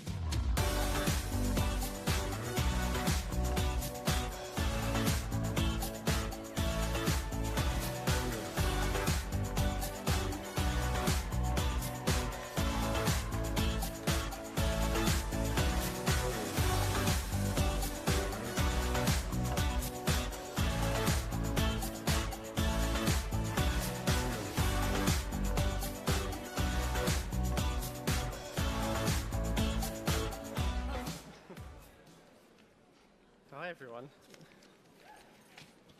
Well, I feel I'm having an out-of-body experience. This is so amazing. Thank you everyone. It's such an honour and so exciting to be here. I'm feeling a bit lost for words. I didn't really expect it, and it's a really amazing feeling. Thank you. I joined Book Couture 2 years ago, and I wanted to give a shout out to the company. It's such a special place to work. I've learned so much from the brilliant team there over those past 2 years, and I really wouldn't be here without all of you. The whole editorial team, past as well as present, has opened its arms to me so wholeheartedly and let me get stuck in and do my thing. I love collaborating with each and every one of you. Specific thank yous to our amazing leader, Jenny. You're such an inspiration. And to my amazing boss and mentor, Peter Nightingale. The support you've given me has been absolutely incredible, and it's you who has lifted me up to this award. Thank you. Also, special thank you to my partner in rights crime, Saida, who's not here tonight, but she completes our rights team. Saida, you're such brilliant support, and your teamwork has made this all possible. Lastly, also thank you to our brilliant, brilliant authors. None of our success would be possible without your It all starts with you. Thank you for your brilliant books and all the opportunities you've given us. So this award isn't just to me, but it's a major team effort all the way. Thank you so much. Congratulations to the Right Professional of the Year, Richard King. And thanks to the Sharjah Book Authority. All right, now our next award goes to the Individual Bookseller of the Year, and it's sponsored by Penguin Random House UK, well known for seeking out and enabling talented people from all walks of life to tell their stories and make sure they're heard. These 8 booksellers, 7 from independent bookshops, were nominated for their knowledge, service, collaboration, and impact on their stories, sales, and reputations. They showed a passion for what is not just a job, but a vocation. And on the shortlist, we find John Avery, Carolyn Bain, Aude Bolachale, Gronya O'Brien, Sophie Pitches, Nayaraze, Megan Rees, and Helen Tamblin-Saville. So, from that inspirational shortlist, the British Book Awards Independent Bookseller of the Year is Affery Books' Carolyn Bain.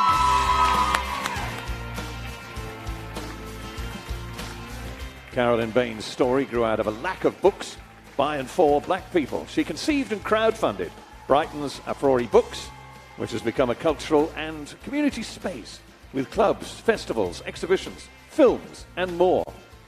Carolyn has created an incredible space for positive representations, one customer said, and good luck in your new location.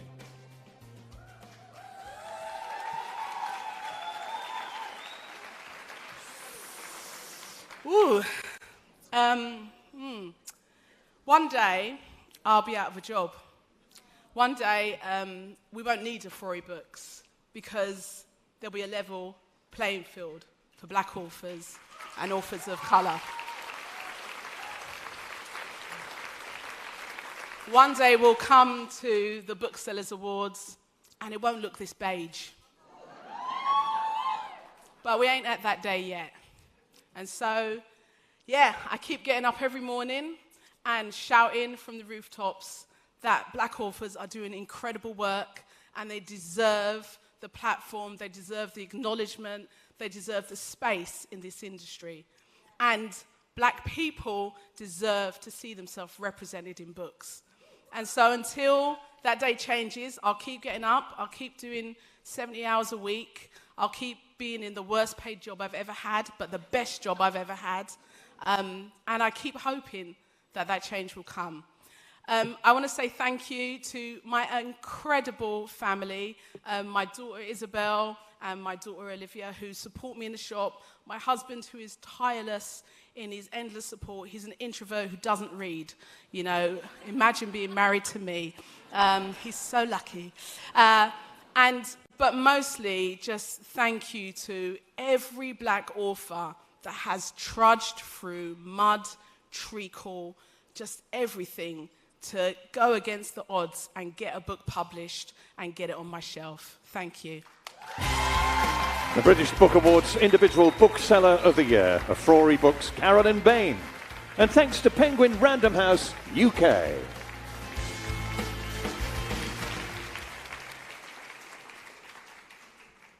Yeah, so I've got to say that.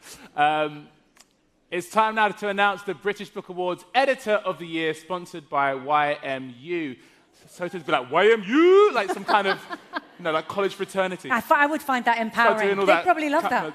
I reckon, yes. A market-leading agency specializing in premium brand and platform representation for award-winning writers, authors, and creatives. This all-female shortlist showcases the depth of editorial talent in UK publishing and showcases the ability of editors to balance passion, taste, commercial nous, and author care. OK, Lauren, on the shortlist for Editor of the Year, we find Natasha Barden, Molly Crawford, Chari Dutstar, Susanna Otter, Bella Pagan, Jasmine Richards, Eleanor Russell, and Rachel Wade. Now hold on to your hats, people, because there's not one, but two. Oh, that's the energy I want. There's not one, but two high commendations, as the judges felt that both merited shout-outs for their strong years. The first high commendation goes to Tours Bella Pagan, and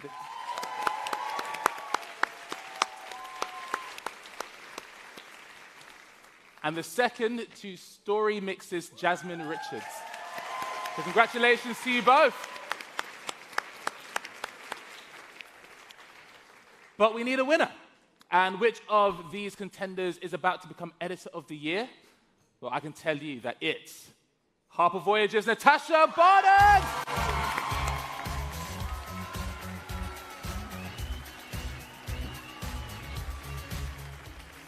Natasha Barden has quickly moved up the HarperCollins ranks from intern to publisher.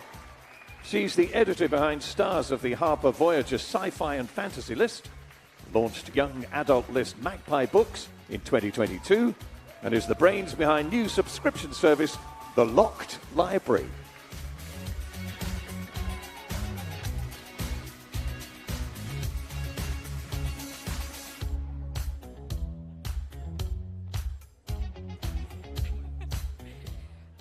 Well, this is terrifying. I do have some words. Hold the line. Thank you so much to the bookseller and to the judges for this award. Congratulations to all the shortlist. You're all amazing. Thank you for to my team for their fantastic support. They're over there. Thank you so much. Thank you to my partner for understanding edits come before binge watching Ted Lasso. Most importantly, thank you to my amazing authors, without whom I obviously wouldn't be up here. I'm in awe of your talent and so grateful I get to work with you and your words. Thank you. Congratulations then to the British Book Awards Editor of the Year, Harper Voyager's Natasha Barden. And our thanks to YMU. Getting into this walk-up music now. It's a vibe. I feel like, can we just turn it up for a bit? I find myself just vibing to myself. We can't. We're working. Awards We're to give out. focused. Stay with it. Professionalism. Okay. Next, it's marketing strategies under the judges' scrutiny. This award is sponsored by Nielsen Book Data, connecting the industry with data to aid the discovery and purchase, distribution and sales measurement of books. Yes. These shortlisted campaigns combined online-only work with engaging activity across TikTok, Instagram, and other digital platforms, and created some of the year's most memorable publishing moments, resulting in the success of all 8 books. And these are the marketing strategy finalists. HQ's Dawn Burnett for Menopausing. Hachette Children's Group Christina Hill and Beth McWilliams for Heartstopper. Simon & Schuster's Sarah Jeffcoat and Genevieve Barrett for It Starts With Us. Faber's Hannah Marshall for You Made a Fool of Death with Your Beauty. Vikings' Annie Moore, Rose Poole and Amelia Fairney for The Light We Carry. Transworld's Vicky Palmer and Lily Cox for Lessons in Chemistry. The Borough Press's Sarah Shea, Abby Salter and Olivia French for How to Kill Your Family. And Little Brown's Celeste Ward-Best and Emily Moran for Love Marriage. But this year's Marketing Strategy Award goes to Transworld's Vicky Palmer and Lily Cox for Lessons in Chemistry. Yes, Bonnie Garmus's Lessons in Chemistry was the hardback debut hit of the year, with Transworld's UK sales in all formats now past 400,000. The marketing campaign by Vicky Palmer and Lily Cox smashed all expectations with unmissable creative.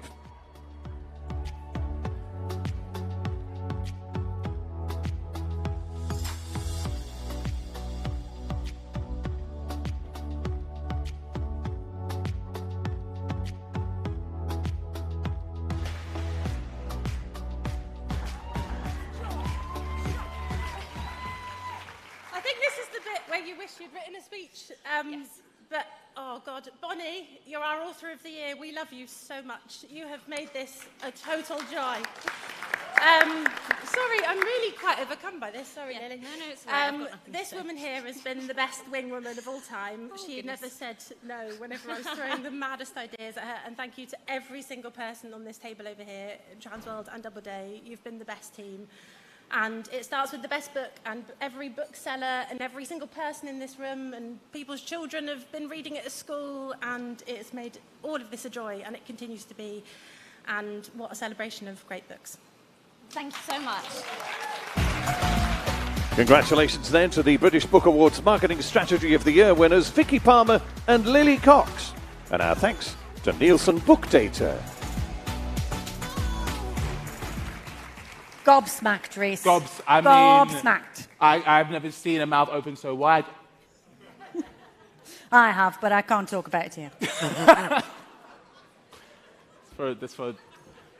That's for another time. We come now to the British Book Awards Children's Publisher of the Year. Yes, get it back, all right? Children's Publisher of the Year.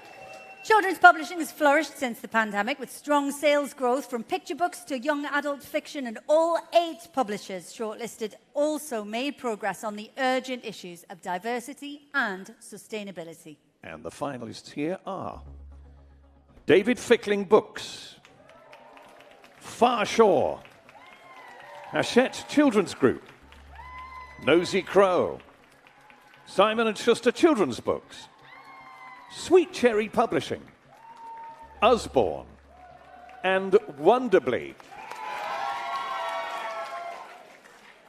But which of those takes the Children's Publisher Trophy tonight? It's Simon & Schuster Children's Books! On stage, please, Managing Director Rachel Denwood. The 2022 Publisher of the Year had its best ever year in the children's market, with TCM sales up by half from pre-COVID levels. Adam Silvera and A.F. Stedman's Skandar and The Unicorn Thief, the Waterstones Children's Book of the Year, had a lot to do with that exports, rights and audio sales all rose sharply too.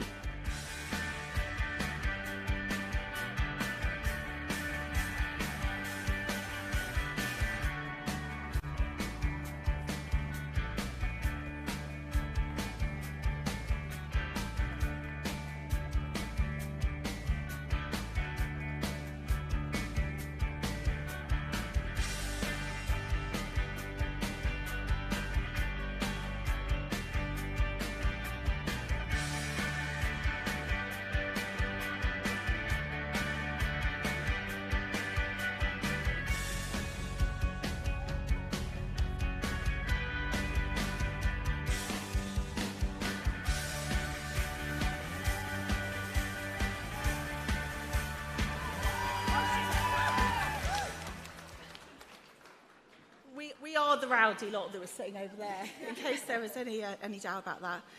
Thank you so much.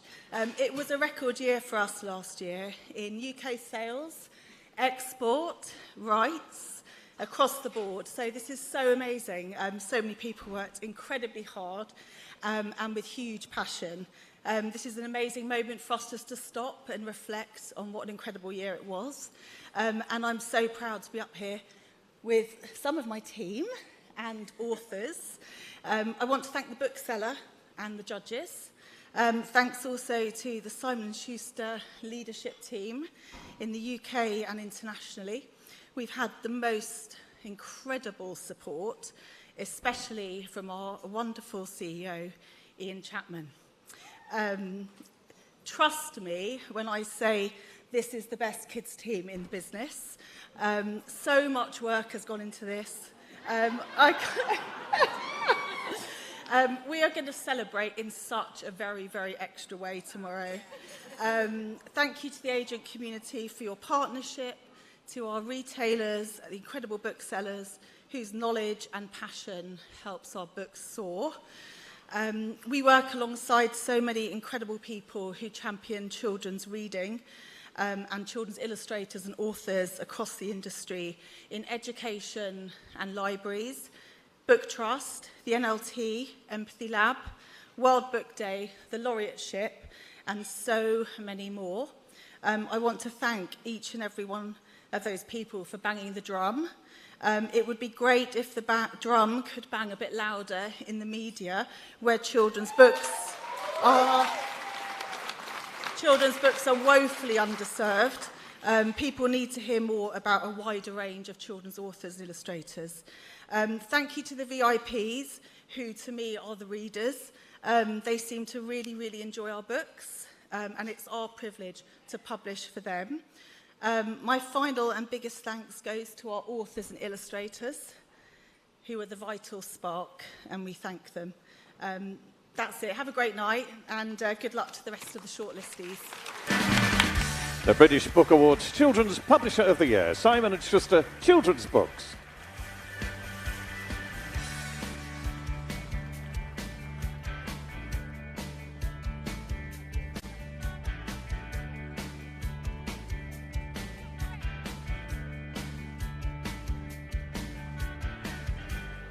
I think that picture needs to be like a panoramic shot. I'm in love. You know, or at least a boomerang. It was like it's like being a primary school teacher, just trying to get everyone in. Up next, we've got Designer of the Year, sponsored by the Folio Society. They create beautiful illustrated editions of the world's greatest fiction and non-fiction stories, delighting book lovers around the globe. This award celebrates the originality and success of creatives whose achievements in covers and marketing assets often goes unseen, and whose work can make all the difference between success and failure. Reese, the designers in the running are Charlotte Abrams-Simpson, Jasmine Aurora, Luke Bird, Suzanne Dean, Mark Eckold, Becky Guyot, Nico Taylor, and Joe Thompson. All worthy contenders, but taking the trophy, it's Suzanne Dean. Vintage's creative director has directed iconic covers over 22 years at Penguin Random House, including refreshes of literary names such as Ian McEwan, Toni Morrison, and Haruki Murakami, as well as arresting covers for breakouts like Megan Nolan. Suzanne is an extraordinary designer who brings to life the whole sense and meaning of a book.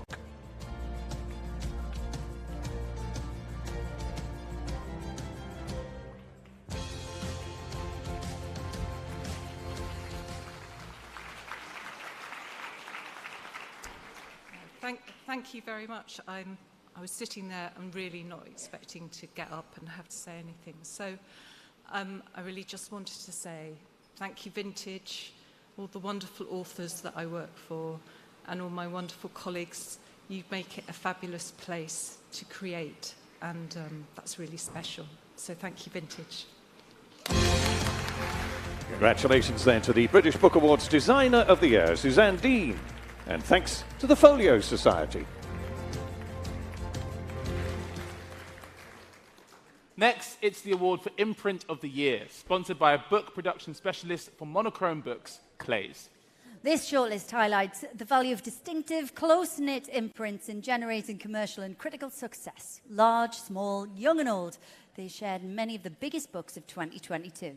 And on the shortlist for Imprint of the Year, we find Blink Publishing, Book Couture, Doubleday, Electric Monkey, Harper Voyager, HQ, Raven Books, Rock the Boat, and Tor. I mean, all great names already. Electric Monkey is a personal favourite. But which of these is the winning imprint? It's Harper Voyager. So let's welcome the team from Harper Voyager. HarperCollins imprint was at the heart of an exceptionally good year for sci-fi and fantasy. It drove R.F. Kuang's Babel into the literary mainstream and acclaimed debuts from Su Lin Tan and Sarah El Arifi. Harper Voyager also launched a new YA list for Magpie Books and subscription service The Locked Library.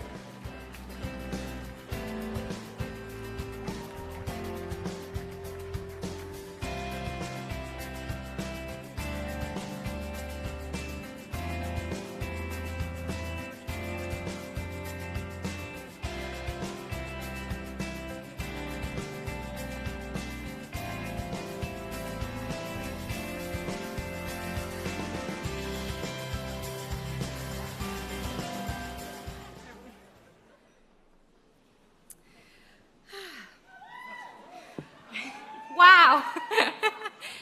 Thank you to the bookseller and the judges for this award. We, of course, would be nothing without our incredible list of authors. Thank you for trusting us with your publishing. This is all for you. Congratulations to our amazing team, some of whom are standing up here with me today. You're all outstanding in your areas, from marketing to PR, production to sales, cover art to pub ops and beyond. It is your commitment to upholding Voyager's rich history while also breaking boundaries, forging new initiatives and giving your all to author care that means we're standing up here. I'm so proud of everything we've achieved and I'm so excited for the future. Thank you. Congratulations to the imprint of the year, Harper Voyager, and thanks to Clays.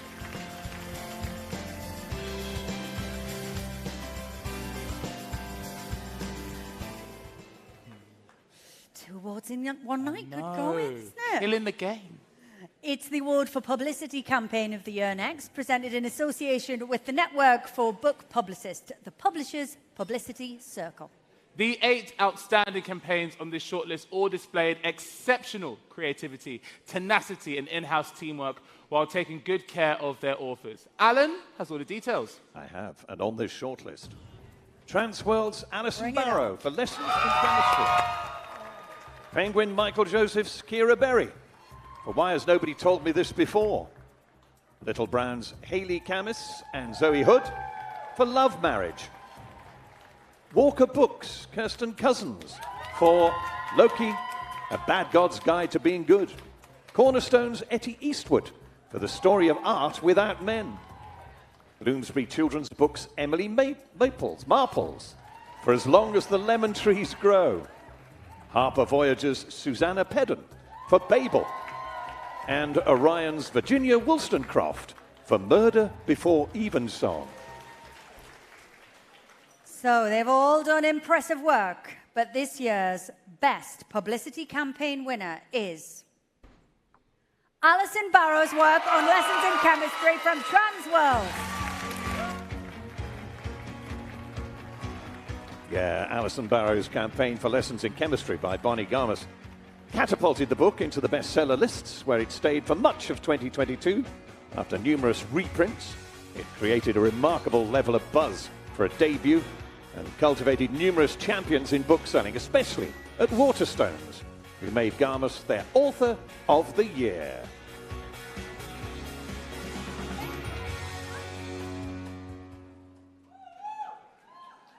Wow. Wow. Oh my goodness. I did write something down. A publisher should really be standing behind the book and the author. But here I am. And so I'm going to say a few words of thanks, of course. Shortlistees, you are amazing. Your work inspires me. Honestly, you are absolutely incredible. And day in, day out, we work behind the scenes. And I know and appreciate what you do. And you're all winners in my eyes. So well done. I really mean it. For the Lessons in Chemistry team on the table, Bonnie, what can I say? Actually, I have been crying most of the night at all of the speeches because what an amazing business this is. Bonnie, you have made our year. You have encouraged us, you have questioned us quite rightly, you've supported us, you've trekked up and down the country with me.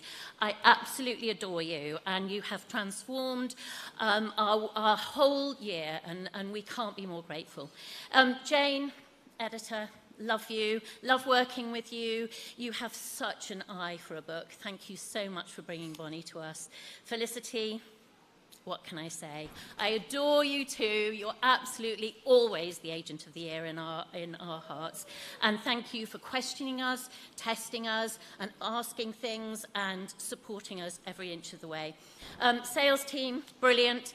International sales, brilliant. All of you are just so special. But this woman, I cannot tell you how hard it was in the early days working remotely. Vicky is just the most amazing colleague to work with. We had lots of after-work phone calls, and I think the holes in my head are filled by the the bumps, creative bumps in hers. So I can't be, I can't be more grateful to work with you. Love you to bits. But this actually is an award for booksellers, because I know many of you around here have happily opened your arms to Bonnie and to me when we've been travelling around doing events. The book has set the book-selling landscape here alight, and it will continue to do so, to inspire and fire up. And thank you all for all your support, booksellers, bookshops. We love you. The British Book Awards Publicity Campaign of the Year, Alison Barrow, and our thanks to the publishers, Publicity Circle. You know, Alon, I love the humility of you know, undoing the speech. You know, in like come up with, you never see someone come up with like a laminate piece of paper for their, you know, for their speech. It's like, oh, what did I say? Never crinkled. It's really cool. Tonight's next award is destined for the Literary Agent of the Year. It's sponsored by the London Book Fair, the global marketplace for story creators and the hub of the publishing world. Now, this all-female shortlist consists of established and new agents, each working hard to find homes for new and veteran talent. The literary agents in contention are Felicity Blunt, Ella Diamond Khan, Abby Fellows, Jane Graham Moore, Amanda Harris, Anwen Hooson, Laura McDougall, and Claire Wilson.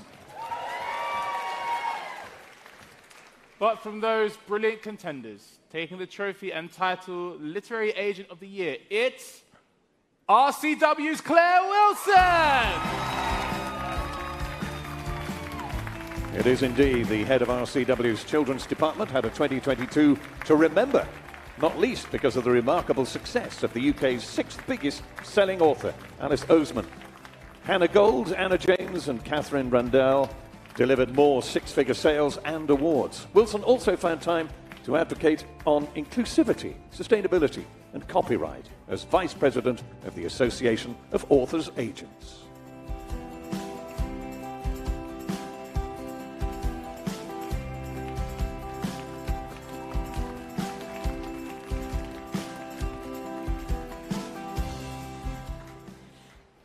This is completely terrifying.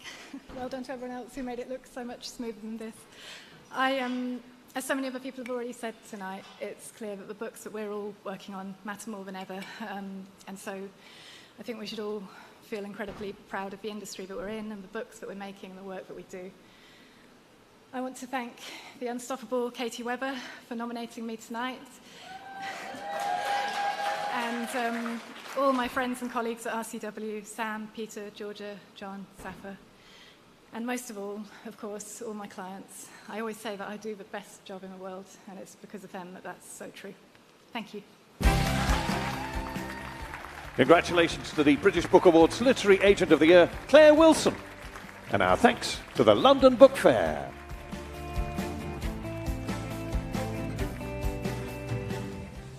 Next, the all-important and coveted award for Book Retailer of the Year, sponsored by Simon & Schuster UK, publisher of some of the most distinctive fiction, non-fiction and children's books.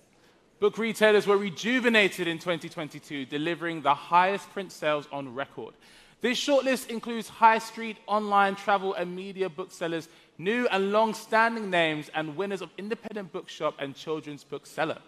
In contention for this award, Books to Door, Bookshop.org, Griffin Books, Monwell, Round Table, Waterstones, W.H. Smith High Street, and W.H. Smith Travel.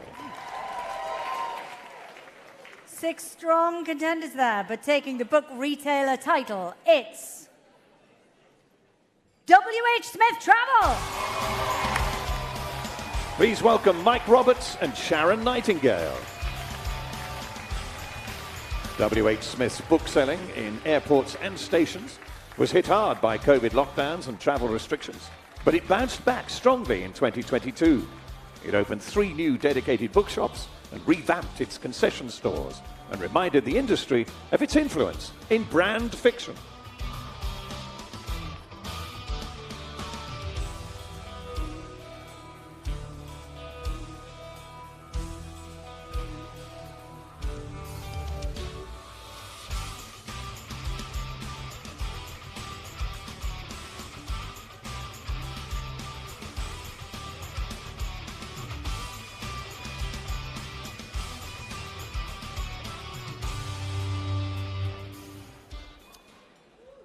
So this is a bit of a surprise. I'll keep it very brief, mainly because Mike and I have both got a train to catch.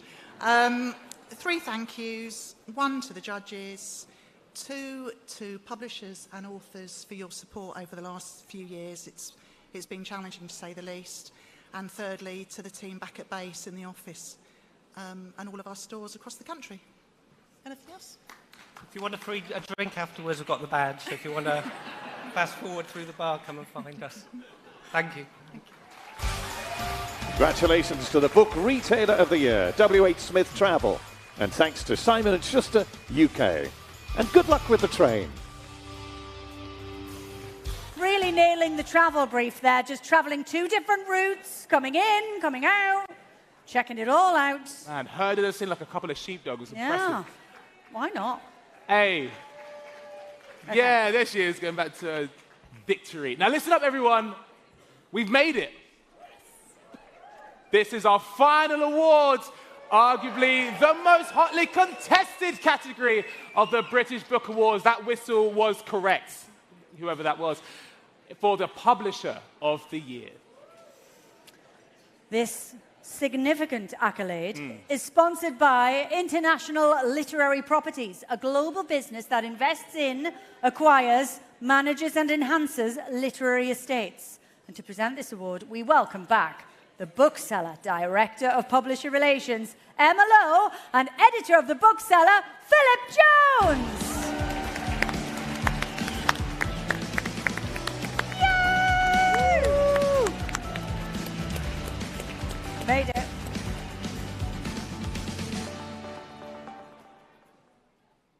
We are delighted and a little bit relieved to be here at the end of the night to hand over this final award. It's been quite a night.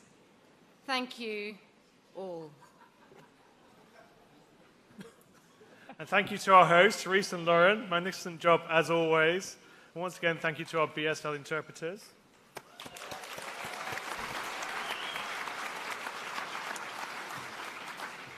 It says thank you for all your hard work. So thank you, audience. And to Team Bookseller, you nailed it, once again. I also want to thank my colleague Emma, without whom none of this would happen.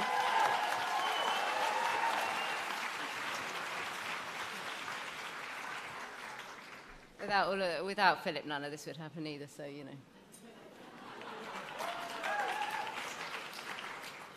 But mostly, and the reason that we do it is because we hope you all had a rocking night.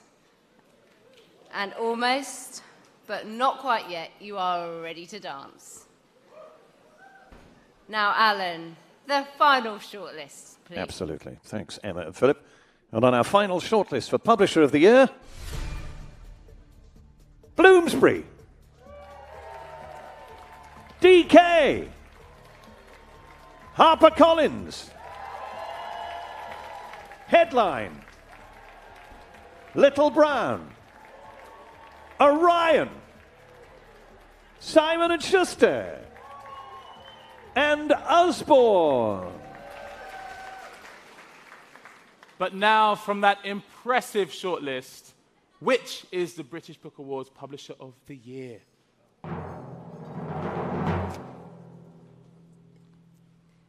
It's Simon & Schuster. Please welcome Chief Executive and Publisher Ian Chapman. So yes, the 2022 Publisher of the Year had a remarkable 12 months, with TCM sales up by 1/5 to its highest point yet. 3 Colleen Hoover books were in the top 15, and Taylor Jenkins Reid, Bob Mortimer, Elena Amos, and Adam Silvera were among those topping 100,000 units. Author, staff, and retailer care were all excellent.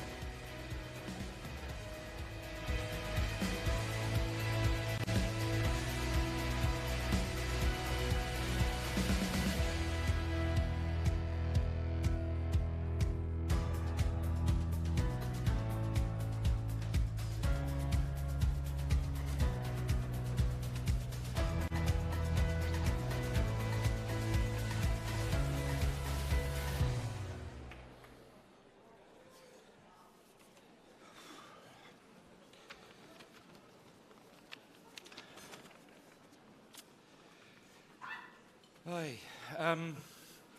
What to say? I could never have dreamed of standing here for a second consecutive year, being the proud recipient of this prestigious and treasured award on behalf of all my colleagues. It really is the greatest of thrills to be recognised in this way once again.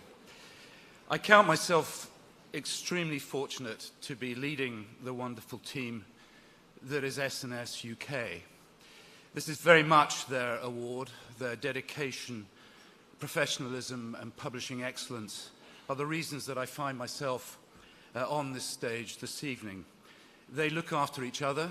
Most importantly, they look after me. But most significantly, of course, they look after our authors with care, kindness and attention that behoves our wonderfully creative talent. Good publishing is made up of many things, but I always think that obsessive attention to detail is of the utmost importance. Detail to the work itself and its creator. How lucky we are to be involved in such activity. The power of the written word in these troubling financial, political and social times has never been more important. Its significance and ability to spark respectful debate and make a difference to our world should never be underestimated, in my view. For me, publishing, and indeed for all those involved in the world of books, it's always been a way of life, and I consider the pleasure we receive from it as a precious gift. We owe great thanks to all of those with whom we share wonderful partnerships, to the bookseller and to the judges for having come to this decision, and to the retailers, printers, distributors, media partners and agents, all of whom play such a significant and enjoyable part in our lives. But it must be, of course, to our authors who show such faith and loyalty to us that goes our greatest thanks. Without them, of course, we are nothing. So thank you very much indeed. This is a great honour. Thank you. Congratulations to the British Book Awards Publisher of the Year, Simon & Schuster. And thanks to International Literary Properties.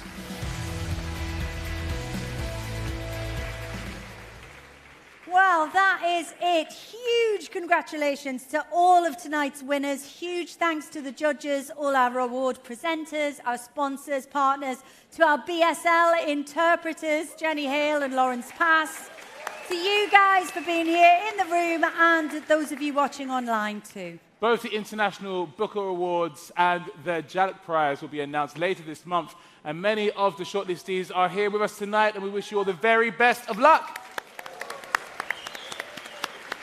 You can read so much more about all of this year's Nibbies winners in the Bookseller Awards supplement that will be published tonight. And wherever you are, we hope you are carrying on your celebrations. So from Reese and me, thank you all and good night. Peace.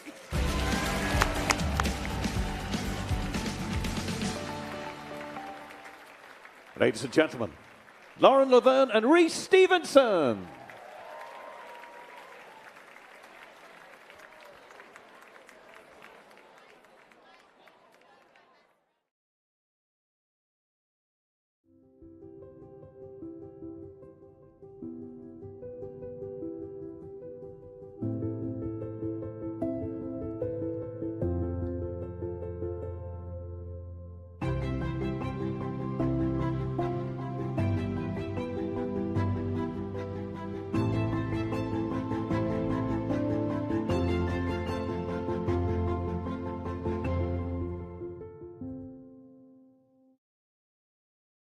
Good evening, my name is Nigel Wyman. I'm the Sales and Marketing Director at Gardeners.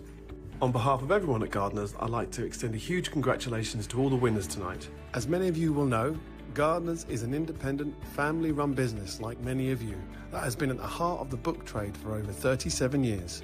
From humble beginnings, we now span over 2 warehouse facilities with a combined footprint of over 550,000 square feet, and now also have Gardeners EU operating out of France and Gardeners US operating out of Florida. We goods in over 200,000 titles every day, and this can reach over 400,000 titles at busier times. Our incredible team and our technological enhancements namely our state-of-the-art high bay, CNC and B+ machines, plus our ongoing investment into GuardLink and our digital services.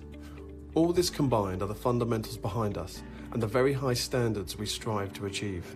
It's great to see you all again at this fantastic venue and look forward to working with you all throughout 2023 and beyond.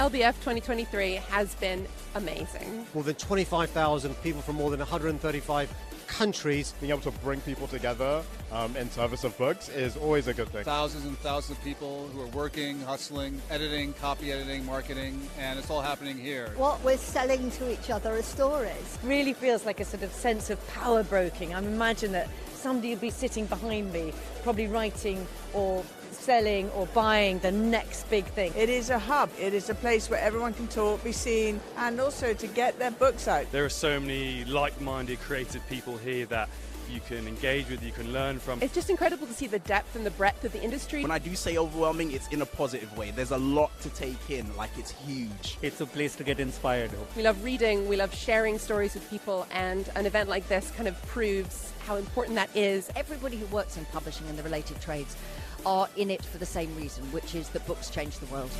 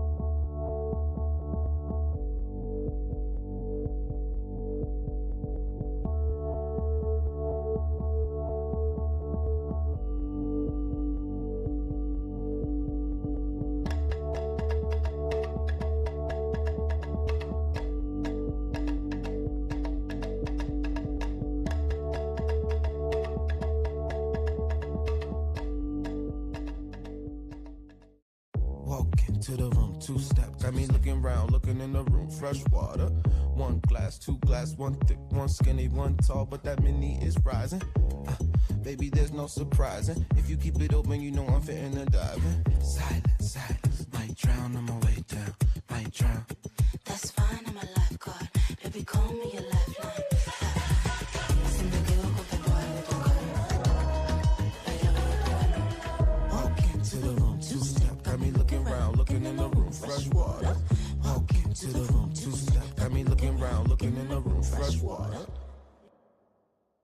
As a proud sponsor of this year's Nibbies, Sounded.com believe every writer should be able to give their words a voice. The creation of an audiobook should not be an unobtainable dream.